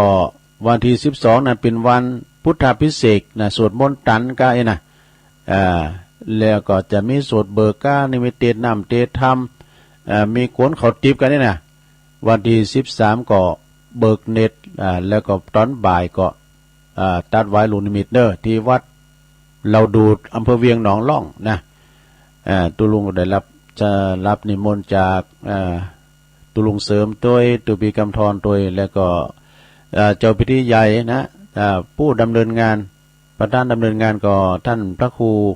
ปลัดศิวนัทเมธีปัจโชโตวัดน้องเจดีนะเปิ้นโทรมาตุลุงพูกมาเลยเด้อก็ไปเปิ้นจะแปลงตีรับตีนอนวะแต่ตุลุงทำนอนนำผูกรายการออกอยู่นะจะได้พอเนอะพูกนะถ้าว่าตุลุงเปิดเพลงเจ้าไว้เนี่ยก็แม่นอ กันแต่ว่าก็ไม่ใช่ไกลนะก็ว่าจะหื่นล้านปิกมาสูงด้วยกันนะพวกนี้ก็พร้อมกล้ามกันเนอะ50นะวันพุกนี้เนอะศรัทธาญาติโยมเริ่มแต่วันนี้ไปนะที่ปล่อยหลวงวัดเราดูตำบลหนองยวงอำเภอเวียงหนองล่องเนอะ11 12 13กุมภาพันธ์ 13-14 กุมภาก็งานประจำปีที่วัดป่าต้องคันธารามแหมอันนี้ตุลุงก็ได้ไปแน่นอนท่านพระครูนิมนต์ไปมื้อละแต่ไปนอนคืนเนี่ยในวันจันทร์วันการนี่มันได้จัดรายการเนอะตอนบ่ายนะ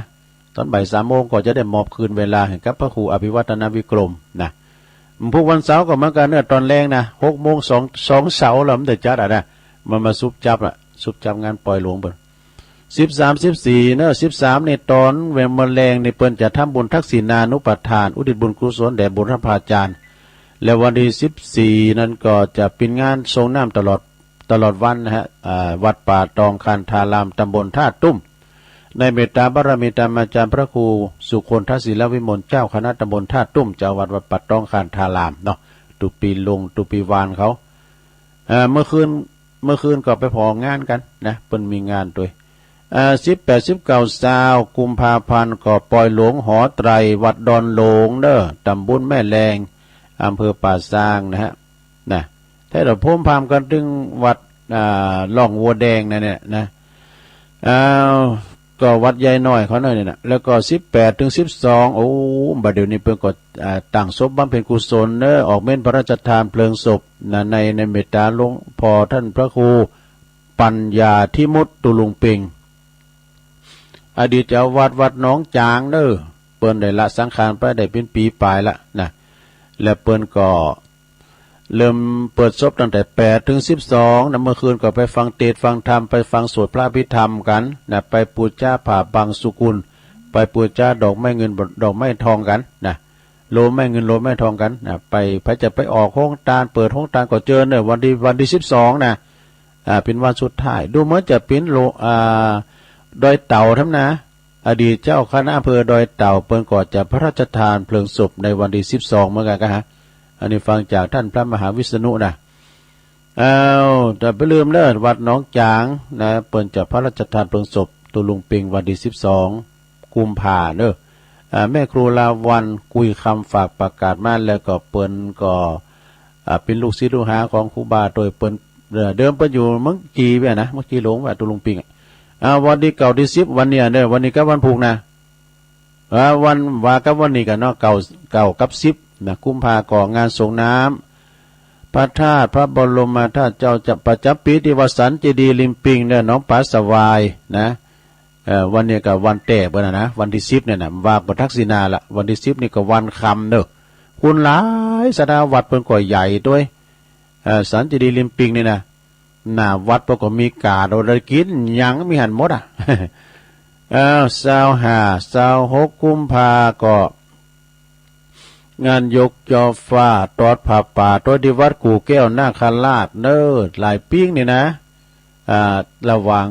บ้านวังสนกุยบ้านตาไม้นี่วัดกู่แก้วนะ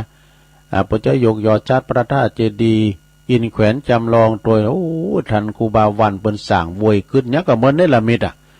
โอ้ก็คุณเดียวแปลงวัดถึง2 วัดเอาถึงวัดนอกวัดในวัดแฝดถึงนอกถึงในนะจากนั้นก็วันที่25-26เนอะไปรวมบุญงานบุญใหญ่นะฮะยกยอดชัดพระธาตุเจดีย์แล้วก็ตอดผ้าป่าสร้างของน้ำตัวนำวัดตุลุงก็ไปจันเพลนั่นไปงานเขาดำที่วังสวนกล้วยเนาะแล้วก็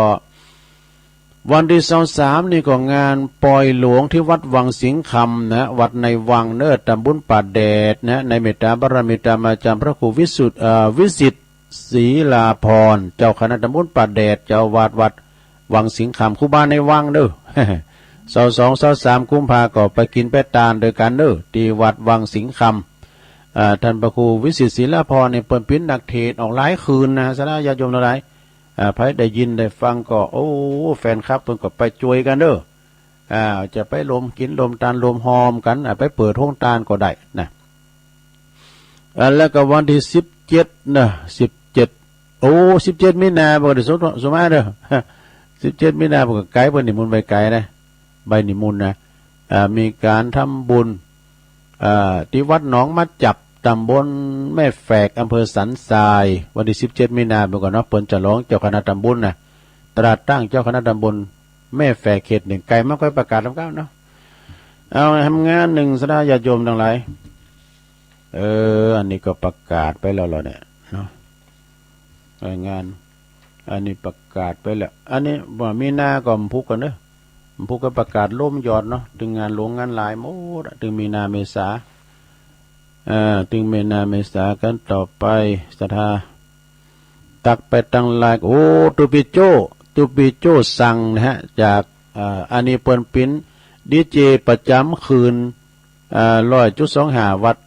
พระบาทอุดมเนอะตุปิโจเปิ้นตักมาตั้งหลายอันนี้เปิ้นลูกเจ้าเปิ้นก็คุมสถานีปุณณวัดพระบาทอุดมเนอะไว้สาเนอะพี่เนอะกลุ่มเทพารักษ์เพื่อนพ้องน้องพี่ว2ว8นะฮะแล้วก็คุณยายจันเรือนใสแม่จันเรือนใสเนอะตักมาตั้งหลายแม่สีดาจากเวียงป่าเป้าเนอะกลุ่มคลื่นสีขาว138ด้วยแล้วก็ชมรมสกาย82อันนี้เข็มอนัทจิดาภาเนี่ยตักเข้ามาแม่หลวงสายฝนจันกุณนะจันนพขาวแต่ว่านี่ก็ไปรับท่านพระครูสถิสารคุณเนาะไอ้สันเปิ่นมาหับแหละไปงานเขาดำโอ้วัดเปิ่นมดใส่ไว้อย่างงามลมลื่นดีเตะใบไม้ใบตอกก็มีพันเนนก็ช่วยกันปัดกวาดมีเนนมาทำเนาะโอ้วัดเปิ่นงามลมลื่นดีวิหาร2จั่นวัดหนองผาขาวแล้วก็แม่หลวงสายฝนจันกุณนะเหนือหนองผาขาวแม่ครูทองคำที่วงคำจากเสาหินสีโบบานวันนี้ก็มีบุญแต่ว่าหนึ่งตัวลงที่มีลมหายใจได้ยินเสียงไก่ขันได้หันตะวันน้ำแก่นหนึ่ง แม่สีทรอันนี้หนองบัวชัยประการนะวิทยุดักเจ้าตัวลงสาธุจะโหพระบาทอุดมดักกันโดยพิโจแปลงไงเนอะเขาฟังจากพระบาทอุดมนะตั้งสีตั้งใจประการตั้งไม่อายเนี่ยนะตัวพิโจรับละกันพอเด้อแม่หลวงสุมาลังกาพินอันนี้ก็เปิ้นอยู่อันนี่กะนำอยู่ป่าหาเด้ออยู่ป่าหาเมืองจี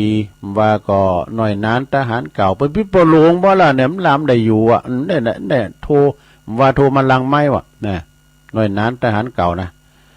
สุบกไหลใบนะตัวเนี่ยแม่พลอยมันนี่ก็อยู่พูดเหมือนกันเด้อบ้านเดียวกันบ้านนั้นเมืองจีนะกับไฟสาตุลุงฟังอยู่เจ้าเนอะแล้วก็แม่แดงอัมพรจากแตนดอกไม้จอมตองเนอะแม่ครูธัญญาจากกศนในกลางเวียงเชียงใหม่นะแล้วก็ไวสาบารมีธรรมตุลุงธรรมะใกล้แจ้ง อันนี้จากปูนบกก้างสันกำแพงโบเล็งนานลงกิตติวงจากแม่อายตุนมือเนอะสันตุนมือฟังตลอดครับเนี่ยโบเล็งนานลงก็ไม่ได้ตักตายกันเมื่อละนะแม่ครูกันธนิสายยะเนจากเวียงป่าเป่าบรรจงกันทวงศ์บรรจงกันทวงศ์นี่ก็ไวสาตุลุงฟังอยู่นะครับเด้ออันนี้นำดิบเด้อเนอะประยงโดยแม่ทิมป่าแดดไวสาตุลุงฟังอยู่แม่ครูเกษณีโดยแล้วก็อันนี้โยมยุพินหอมมาลาปีน้อยจากแม่อยู่กลางเวียงเจียงใหม่ท่านเจ้าอธิการวิชาสุจิโนวัดป่าตานเจ้าคณะตำบลโมงน้อยเนอไหวสาตุปีนะครับเนอเพิ่นจะมีงานใหญ่เนอเพิ่นได้รับปิ่นพระครูราชนามนะชักวันจะเอามาเอาอันราชทินนามมาบอกให้ฟังเนาะมาบอกให้ฟังแล้วก็เอิ้นไปตั้งปอครูพระครูสุทัศน์การทวังโดยปอจานร้านพัฒนันนะหรือว่าโยมพัฒนันวิจิตรไพศาลแท้ตั้งก็ฟังอยู่เจ้าเจริญปอนขอบคุณแม่เดือนเพ็ญทิมวางนะฟังอยู่เนื้อเจ้าจากหนองหานนำบ่อหลงได้ฟังอยู่เนื้อเจ้านะก็ต้องขอบคุณเนาะมีการไม่งานที่ไหนก็ดีสดาญาโยมทั้งหลายเฮาก็ไปตามที่เฮาไปได้นะจะไปลืมวัดเก่าวัดเดิมเฮาการกินการต้านก็เผาสดาญาโยมก่อนนี้เศรษฐกิจมันดีแต่ประเดี๋ยวนี้เงินคำหาเข็มก็ตามอัตภาพนะหลวงเด้อนะจะไปหลูกันทำไปโอ้วันนั้นเพิ่นตานนักกันตานหน่อยไปตานอันเอาเปรียบเอาฤทธิ์เนี่ยมันได้บุญหนักนะเอาแต่จิตเจตนาเฮาหอมต้นใดก็ได้ซะท่านะการที่ว่าหอมก็แล้วแต่เจตนาของเฮาเนาะเอาละสายนี้เข้ามาหลายเตือนแล้วเอาให้ใหม่ จะได้เปิดสายเป็นบรรยากาศนะลงเนอะเป็นบรรยากาศแต่โทรเข้ามาก็โทรมาที่เบอร์0899556506อ้าวมาเลยเจริญปอนเจ้าไอ้ซาเจ้าผูกโคจำได้อวยพรลุงวันนี้นะเจ้าขออวยพรในวันนี้นะเจ้า11 กุมภาก่อมาคบเจ้าผู้ฟังหนุ่มเท่าสหายญาติมิตรครบรอบวันเกิดตุลุงมานิดผู้ฟังญาติมิตรขอโทรหุก่อนขอมุทิตายายขออวยพรยายขอวิงวอนเทวาเทพไทยปกปักรักษาอย่าใดเจ็บไข้หือสุขสบายเนื้อเจ้าคือรอดปลอดภัยโควิด19โอมิครอนเจ้าอยากเข้ามาหาขันเนื้อขันตัวเจ้าหัวมดตาขอภัยนาอย่ามาเข้าไก่วิหารหือเซ็ตสำเร็จดังใจสั่งเพลงอันใดสมใจเนื้อเจ้าต่อ25 ปีครบร้อยครบเข้าอยู่ต่อเนื้อเจ้าสาธุเนื้อเจ้าตุลุงขอให้สุขภาพแข็งแรงมีแหงนักเนื้อเจ้าเป็นลมโพลมไส้หูเฮาไปเหมือนเมื่อเนื้อเจ้ากำยองวันละกำเนื้อเจ้ากำว่าจะฮือเตเนื้อเจ้าภาษาไทยแปลว่าความจริงเป็นยังไงแต่ทำกำก็ว่าแมบเนื้อเจ้าภาษาไทยแปลว่าแอบซ่อนเนื้อเจ้าวันพุธการไม้การคาการตูวันดอนหลวงนะเจ้าไว้เจ้าเอา11นี่ก็วันเกิดหลวงพ่อมานิดเด้อไปจะอำนวยอวยโจกเหมือนกับแม่น้อยวานเนี่ยก็เชิญได้เจริญปอนไอมาละไว้สาเจ้าตุลุงแม่สาวรักษ์แม่สาวรักษ์เจ้าตุลุงวิทยุตุลุงดับ3 รอบเจ้าน่ากะตุปิโจเพิ่นแปลงแล้วเนาะเจ้าเดี๋ยวนี้ดังเจ้าดังแล้วเจ้าโอ้นั่นก็ตุปิโจแปลงแล้วตุปิโจภาษาเจ้าตุลุงเจริญปอนขอบคุณเด้อเจ้าชัยปราการมาแล้วอ้าวสายต่อไปเจริญปอน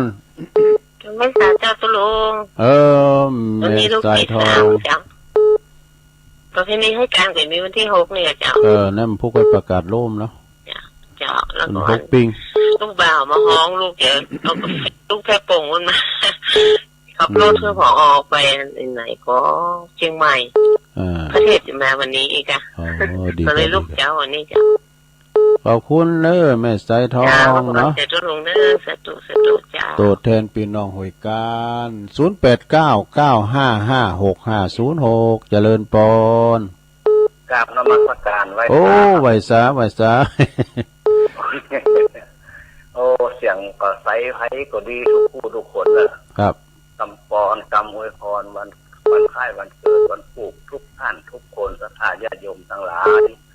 ที่อวยพรคือตุลุงมณิตขอขอบคุณ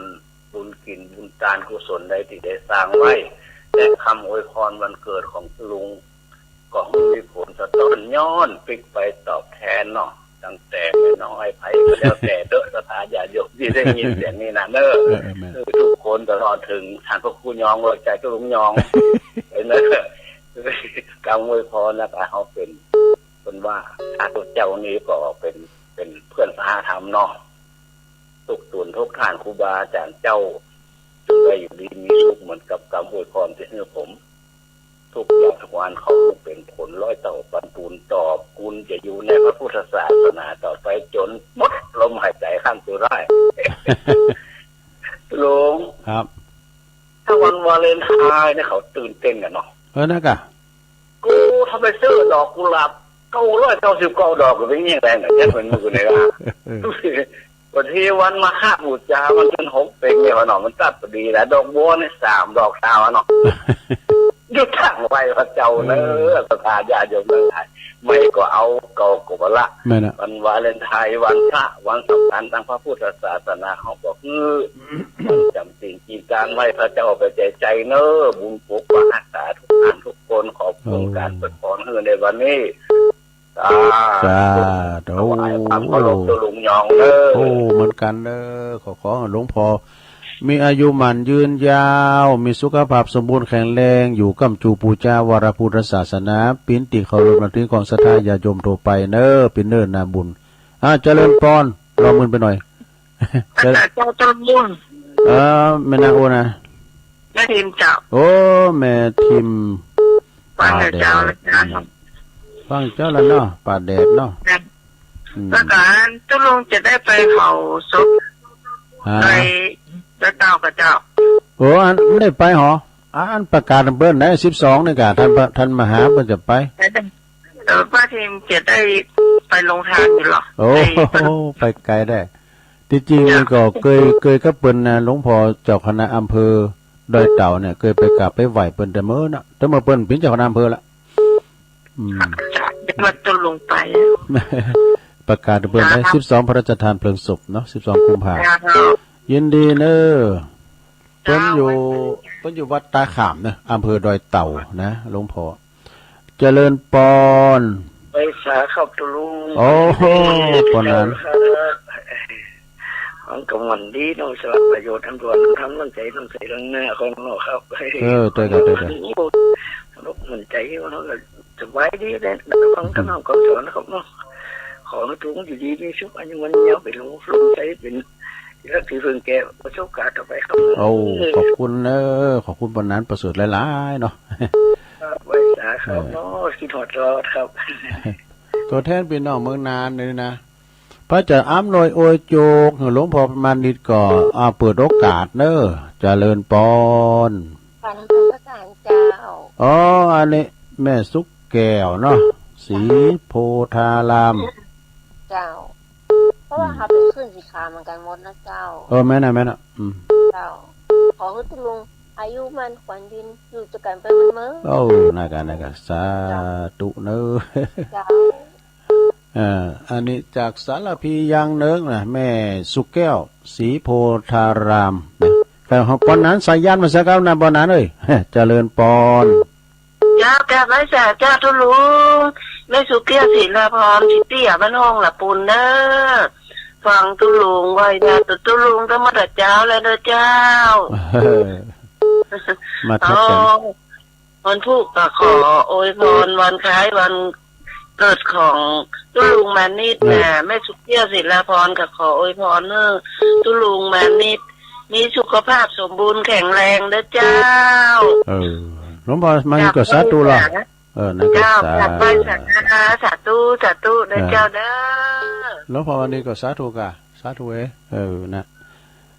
สายต่อไปเจริญปอนกับไว้สาธุละป่อบุญตันมาแล้วป่าไล่ฟังเจ้าละปอเนาะฟังเจ้าแล้วยอดวันนี้แม่หลงบุญเมืองเขาเนี่ยนะห้องหาเนี่ยดักไปน่ะแม่หลงบุญเมืองเขาแม่คำปันสเหล่าสันปิ้งเขาน่ะแม่หลงล่าเขาไอ้เงี้ยไปเนอะโทรมาพองกะเนาะวางใจให้ตู้ขอบคุณประบุญตันหนักๆเด้อเนาะตูขอมาแถมเจริญปอนนมัสการค่ะจะโดยน้อยพัฒนาทางการสันใจค่ะก็อวยพรวันคล้ายวันเกิดหลวงพ่อมณิษฐ์นะคะขอให้หลวงพ่อมณิษฐ์มีอายุยืนยาวสุขภาพแข็งแรงขอให้มีความสุขไม่ว่าจะเดินทางไปหน้าที่ใดก็ขอให้มีบุญตลอดไปค่ะนมัสการค่ะหลวงพ่อภาษาดูกันหลวงพ่อภาษาดูไว้นะพระอยากอวยพรหลวงพ่อมานิดเด้อเจริญปอนครับขอบกราบมาละปาดพิงท่านเจ้าครับเจริญปอนฟังท่านเจ้าฟังอยู่ตลอดครับแต่ว่าอันช่วงโอกาสที่โทรมันเข้ายากหน่อยท่านเจ้าเพราะว่าญาติธรรมท่านพระคุณเจ้านักนะครับเนาะก็ขอกราบแต่ใจไร้สารนะครับท่านเจ้าได้ฟังญาติธรรมคำสอนอุทาหรณ์สอนใจเมื่อยามเจ้าใกล้แช่งก็มันนี่จิตใจเบิกบานปิติปราโมทย์ดีครับท่านพระคุณเจ้าขอบคุณโมทนาบุญกับท่านเจ้าแต่เนอน้ำธรรมคำสอนนะครับท่านเจ้าก็ได้บุญเนาะธรรมเทศนาใหม่โดยท่านเจ้าเนาะ ได้คติธรรมออกมาจะได้ก็เป็นบุญเป็นกุศลกับผู้ที่ได้นำมาประพฤติปฏิบัติโดยนะท่านเจ้าครับแล้วก็ขออันคือท่านเจ้ามานิดนะครับเนาะแล้วก็คุณเจ้าจนได้มีสุขภาพสมบูรณ์แข็งแรงได้เจริญงอกงามไพบูรณ์ในบวรพระพุทธศาสนาอยู่ก้ำจูเวลาพุทธศาสนาขององค์สมเด็จพระสัมมาสัมพุทธเจ้าสืบทอดอายุต่อไปนะครับขอท่านเจ้าได้พันพรที่เก่ากับผมได้มอบถวายให้ท่านพระคุณเจ้าด้วยนะครับและขอให้ท่านเจ้าข้าเสโนด้วยนะครับโอ้ขอบคุณแม่โอ้สาธุวันนั้นสายันอย่างหนึ่งปุ่นเนอร์สารปีนะปุ่นอ่ะไปอยู่อย่างหนึ่งขอบคุณเจริญเน้นรักเน้นรักเนาะโหลติดแล้วจ้าตัวสาจ้าเน้นรักก็พูดโผล่อันนี้แม่สีทอนก่ะจ้าแม่สีทอนสองสามยกแล้วเนี่ยน้องบัวชัยปราการเนาะจ้าดังแล้วเนอะวิทยุนะจ้าดังแล้วตุปีเลินบนแป้งไงล่ะกะดังดับอ่ะมันก็เกี่ยวกับเน็ตพองกับประมาณนะเหลือตัวลุงนางไอ้นี่จะเน็ตแต่บริเน็ตสาจ้าเน็ตกินแสนขาแล้วจ้าไม่ตัดอนุโมทนาเนอจ้าสาธุใส่ปากการมา2ท่านละโอ้เข้ามาใหม่เด้อเข้ามาใหม่0899555656วันพุกนี้ก็ตุลุงก็กะว่าจะมาจัดอยู่นะจะมาเตะทำเหมือนหลวงพ่อมันนิดเตะทำวันเกิดแฮปปี้เบิร์ธเดย์กันอยู่ไก่ก็หาเลิงกินแล้วกะแป้งขนมซีนก็ได้เสียงอยู่เนอะเนาะทำบุญย้อนหลังก็ได้พวกนี้ก็จะหาทำมาเตะก่อนแต่ก็หาซิมาซิบอยู่นะแต่เพิ่งก็เป็นตีรับตีนอนมันก็ที่เราดูนะแต่ว่าจะปีกมาอยู่นะมันนอนปล่อยโล้มาเดิมได้แล้วดนตรีถึงทางไอ้เนาะซ้ำเตอก็มันก็ตัวจริงตัวลุงก็ว่าจะไปวันแต่วันที่13นี่ก็13 14นี่ได้ลาแน่นอนวันจันทร์วันการบ่าย3 โมงนะเขาจะติดอยู่ที่งานประเพณีที่วัดป่าตองคันธารามไปฟังของแข่งไปพอเพิ่นแข่งบอกไฟบอกวาวไฟพอมิสเตอร์เจเจริญปอนเจ้าแม่อยู่ตั้งใดภาษาเจ้าแม่อยู่แม่ให้เงินเราสเก็ตเจ้าโอ้แม่หยังแม่บวงเงินดาจรเจ้าโอ้แม่บวงเงินนี่มันเคยมาสักเตือนนี่นะกำลังเจ้าฟังทุกวันแต่บัดตันอ่ะ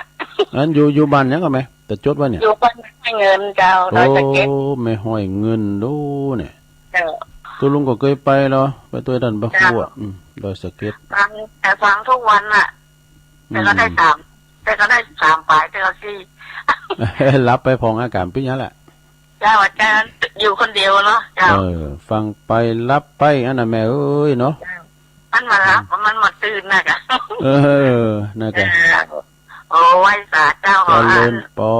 นขอบคุณด้านละโอ้เดี๋ยวแม่ให้เงินสาธุแม่คนเท่าเนาะเต้นแล้วอนุโมทนาในแม่เด้อสาธุหลังอะไรกันโทรนี่ดูโชคดีแล้วได้โทรแล้วโชคดีแล้วถ้ามีเวลาก็โทรมาในรายการแถมน้ำพุกก็มาอยู่เจริญปอนเจ้ากราบไหว้เจ้าทุลุงจังซอมาแล้วห้ามวันเกิดได้หน่อยเนาะเดี๋ยวตื่นเดียวนี่ทุลุงมันเกิดใส่เจ้าได้ยินน่าจะรู้อย่างกระตื่นเดียววันเกิดหลวงพ่อมานิดวัดพุ่นน่ะหอมบุญสำนักสงฆ์หอมบุญอวยพรก็ได้หลวงพ่อมานิดวันเกิดเปิดเนี่ยวันเกิดวันเนี่ยวันที่11 กุมภาพันธ์ขอให้เปิดอยู่ดีมีสุขเนอะขอให้เปิดอายุมันยืนยาวเลยเช้าพอภาษาเนอะขอให้หลวงพ่อมานิดเกิดความสุขความเจริญเจ้าเจ้าตั้งใจดูด้วยเนอะโอ้ขอบคุณหลายๆเนอะ เจ้ากะไว้ตาเจ้าเปิ้นลูกใหม่น้ำปีญาเดิมผู้กซอ ผู้กซอสำหรับแม่สายพินกัลยาอันนี้เปิ้นอยู่ปุ่นนะตรงศาลบ้านคอพุ่นน่ะตำบลบ้านคอน่ะฉะนั้นจะได้ญาติโยมทั้งหลายได้กินได้ทานโดยการก่อเจริญปอนเหลือแถม3 นาทีเจริญปอนยายพรร่องโวแดงแค่วันที่เปิดเคยงวดมนต์ถึงวันมนต์ก็ฟังไปผู้ก็มาแถมเนาะบุญรักษายายพรสู่ผูกวันที่11ผูกดีแล้ว0899555656นะก็ฟังกันไปเอิ้นไปตังพี่น้องตังแม่อายตัวเน้อหน้านุงสูงซ่องหน้าพันหน้าทิศหน้าคำเขาน่ะบ่เล่งโลดเขาเนี่ยหน้าถมเขาหน้าหอมไก่เขาปวเล่งลงเขาเนี่ยเพิ่นก็ฟังกันหน้าตังแม่อายเส้นตุนมือหางตำบันคายหน้าเมือง หน้าเมืองน้อยพดไปตังปีไอหงยนนะปีไอใต้โหตุลุงนะหงยน ปอเนี่ยก็ปอจันในการก่อนโตเปิ้นใดอันนี้กันเด้อในแกนแว้นขยันกันนะเจริญปอนดังกอยเนี่ยไผที่ไหนอยู่ในออมหมดเนี่ยฮัลโหลอีกอะแม่หยังฮัลโหลมาได้ยินเอาแห้งๆเอาไกลๆลำโพงหน่อยฮะแม่2 วันมันสันห่างเจ้าสังวานเนาะสันห่างพี่อยู่วันนี้บ่ได้ยินดีเดียงดังดับน่ะกะได้ยินนั่นแม่สาวลักเขาว่าน่ะสันห่างเนาะสันห่างนี่ไม่อายนะแม่เนาะ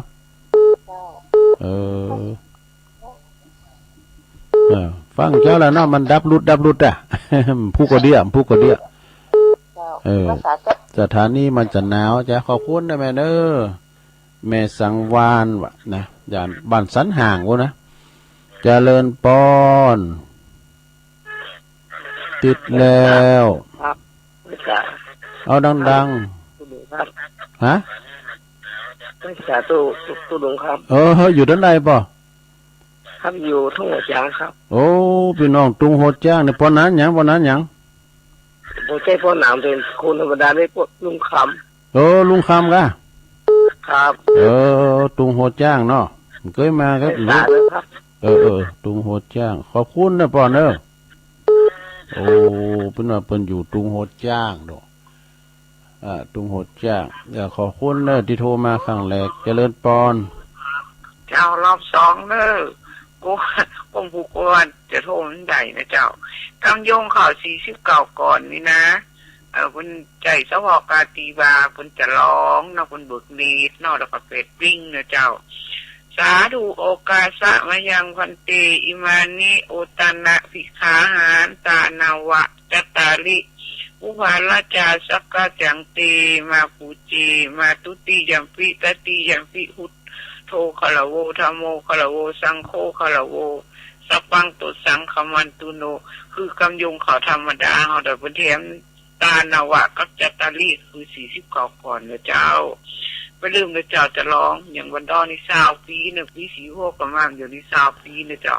อาจารย์ไปลืมใส่ข่าว49ก่อนกันนะเจ้าเป็นควักน้อยๆก่อนมาค่อยก่อยกับพอนะเจ้าไว้ตาเจ้าตูปล่อยลงไปนี่ก็เป็นหลายนะสถานเด้อเอาละเนาะพอสมควรเวลาได้อยู่18 สายก็พอดีละนะพุกประมาณเท่าไหร่ก็ขอโทษสายยายน้อยกาดนัดมาสายแหลกแม่สวรักษ์ชัยประการแม่สายทองตัวแทนพี่น้องหอยการบ้านห้องหลวงพ่อมานิถาวโรสำนักสงฆ์หอมบุญแฮปปี้เบิร์ธเดย์พรุ่งนี้แม่ทิมป่าเดชปนัดประเสริฐนาน้อยนาแดงจากจังหวัดนานตัวแทนพี่น้องนานเพราะอันนั้นเขาเนี่ยแม่สุกแก้วศรีโพธารามนะฮะสรปีแม่สุกแก้วศรีราพรเจริเต พอบุญตันป่าไร่จากสามยอดนะตำบลบันเลินแล้วก็มีพอบุญตันแล้วก็แม่กรกำมลดอยน้อยพัฒนาหนองหานสันทรายปนานสายยันเนอสรพียังเนิงนักปราดเนอขอบคุณปนานที่โทรมาที่เกียรติโทรมาแม่สีทอนหนองบัวชัยประการนะแล้วก็แม่บวงเงินแม่ห้อยเงินดอยสะเก็ดเนอฟังตลอดแต่ไม่ได้โทรมนะแม่สายพินกัลยาจังซอเกมวันเดิมพวกนายซอ หามวันเกิดตุลุงมานิดนะได้74 ปีวะยายพรล่องบัวแดงนะแม่สังวานสันห้างแม่อายเด้อแม่สังวานเด้อลุงคำหุดตุงโหดจ้างแล้วแม่น้อยการนัดรอบ18 สายด้วยกันขอบคุณเด้อ